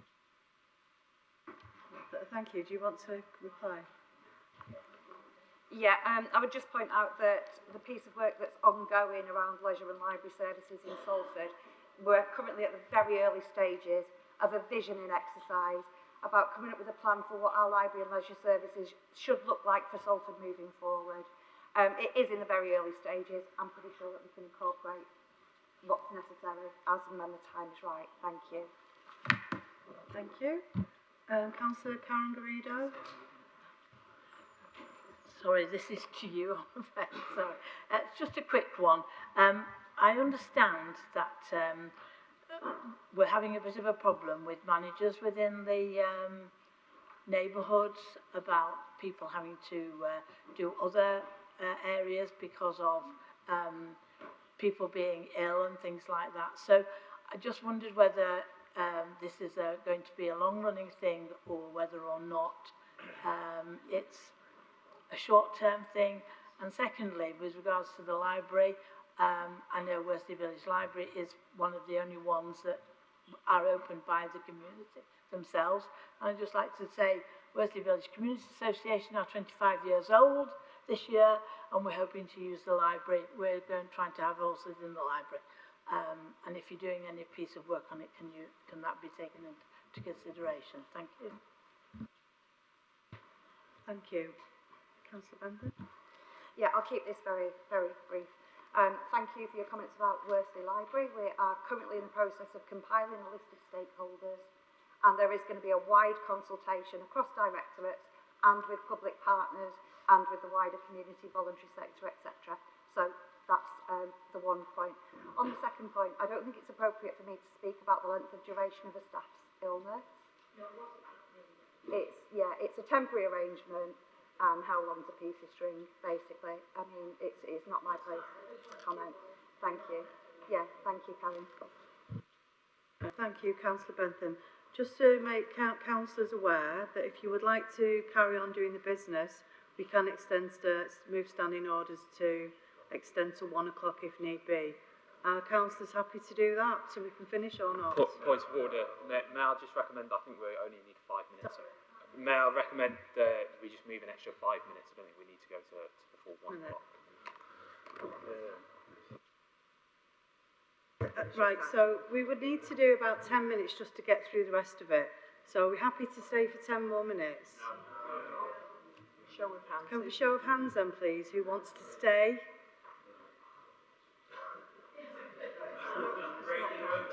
Those against. Right, so can we have some order? Right, who show of hands for who would like to not stay then? Right, well that's carried then, so I'm afraid that the meeting is finished.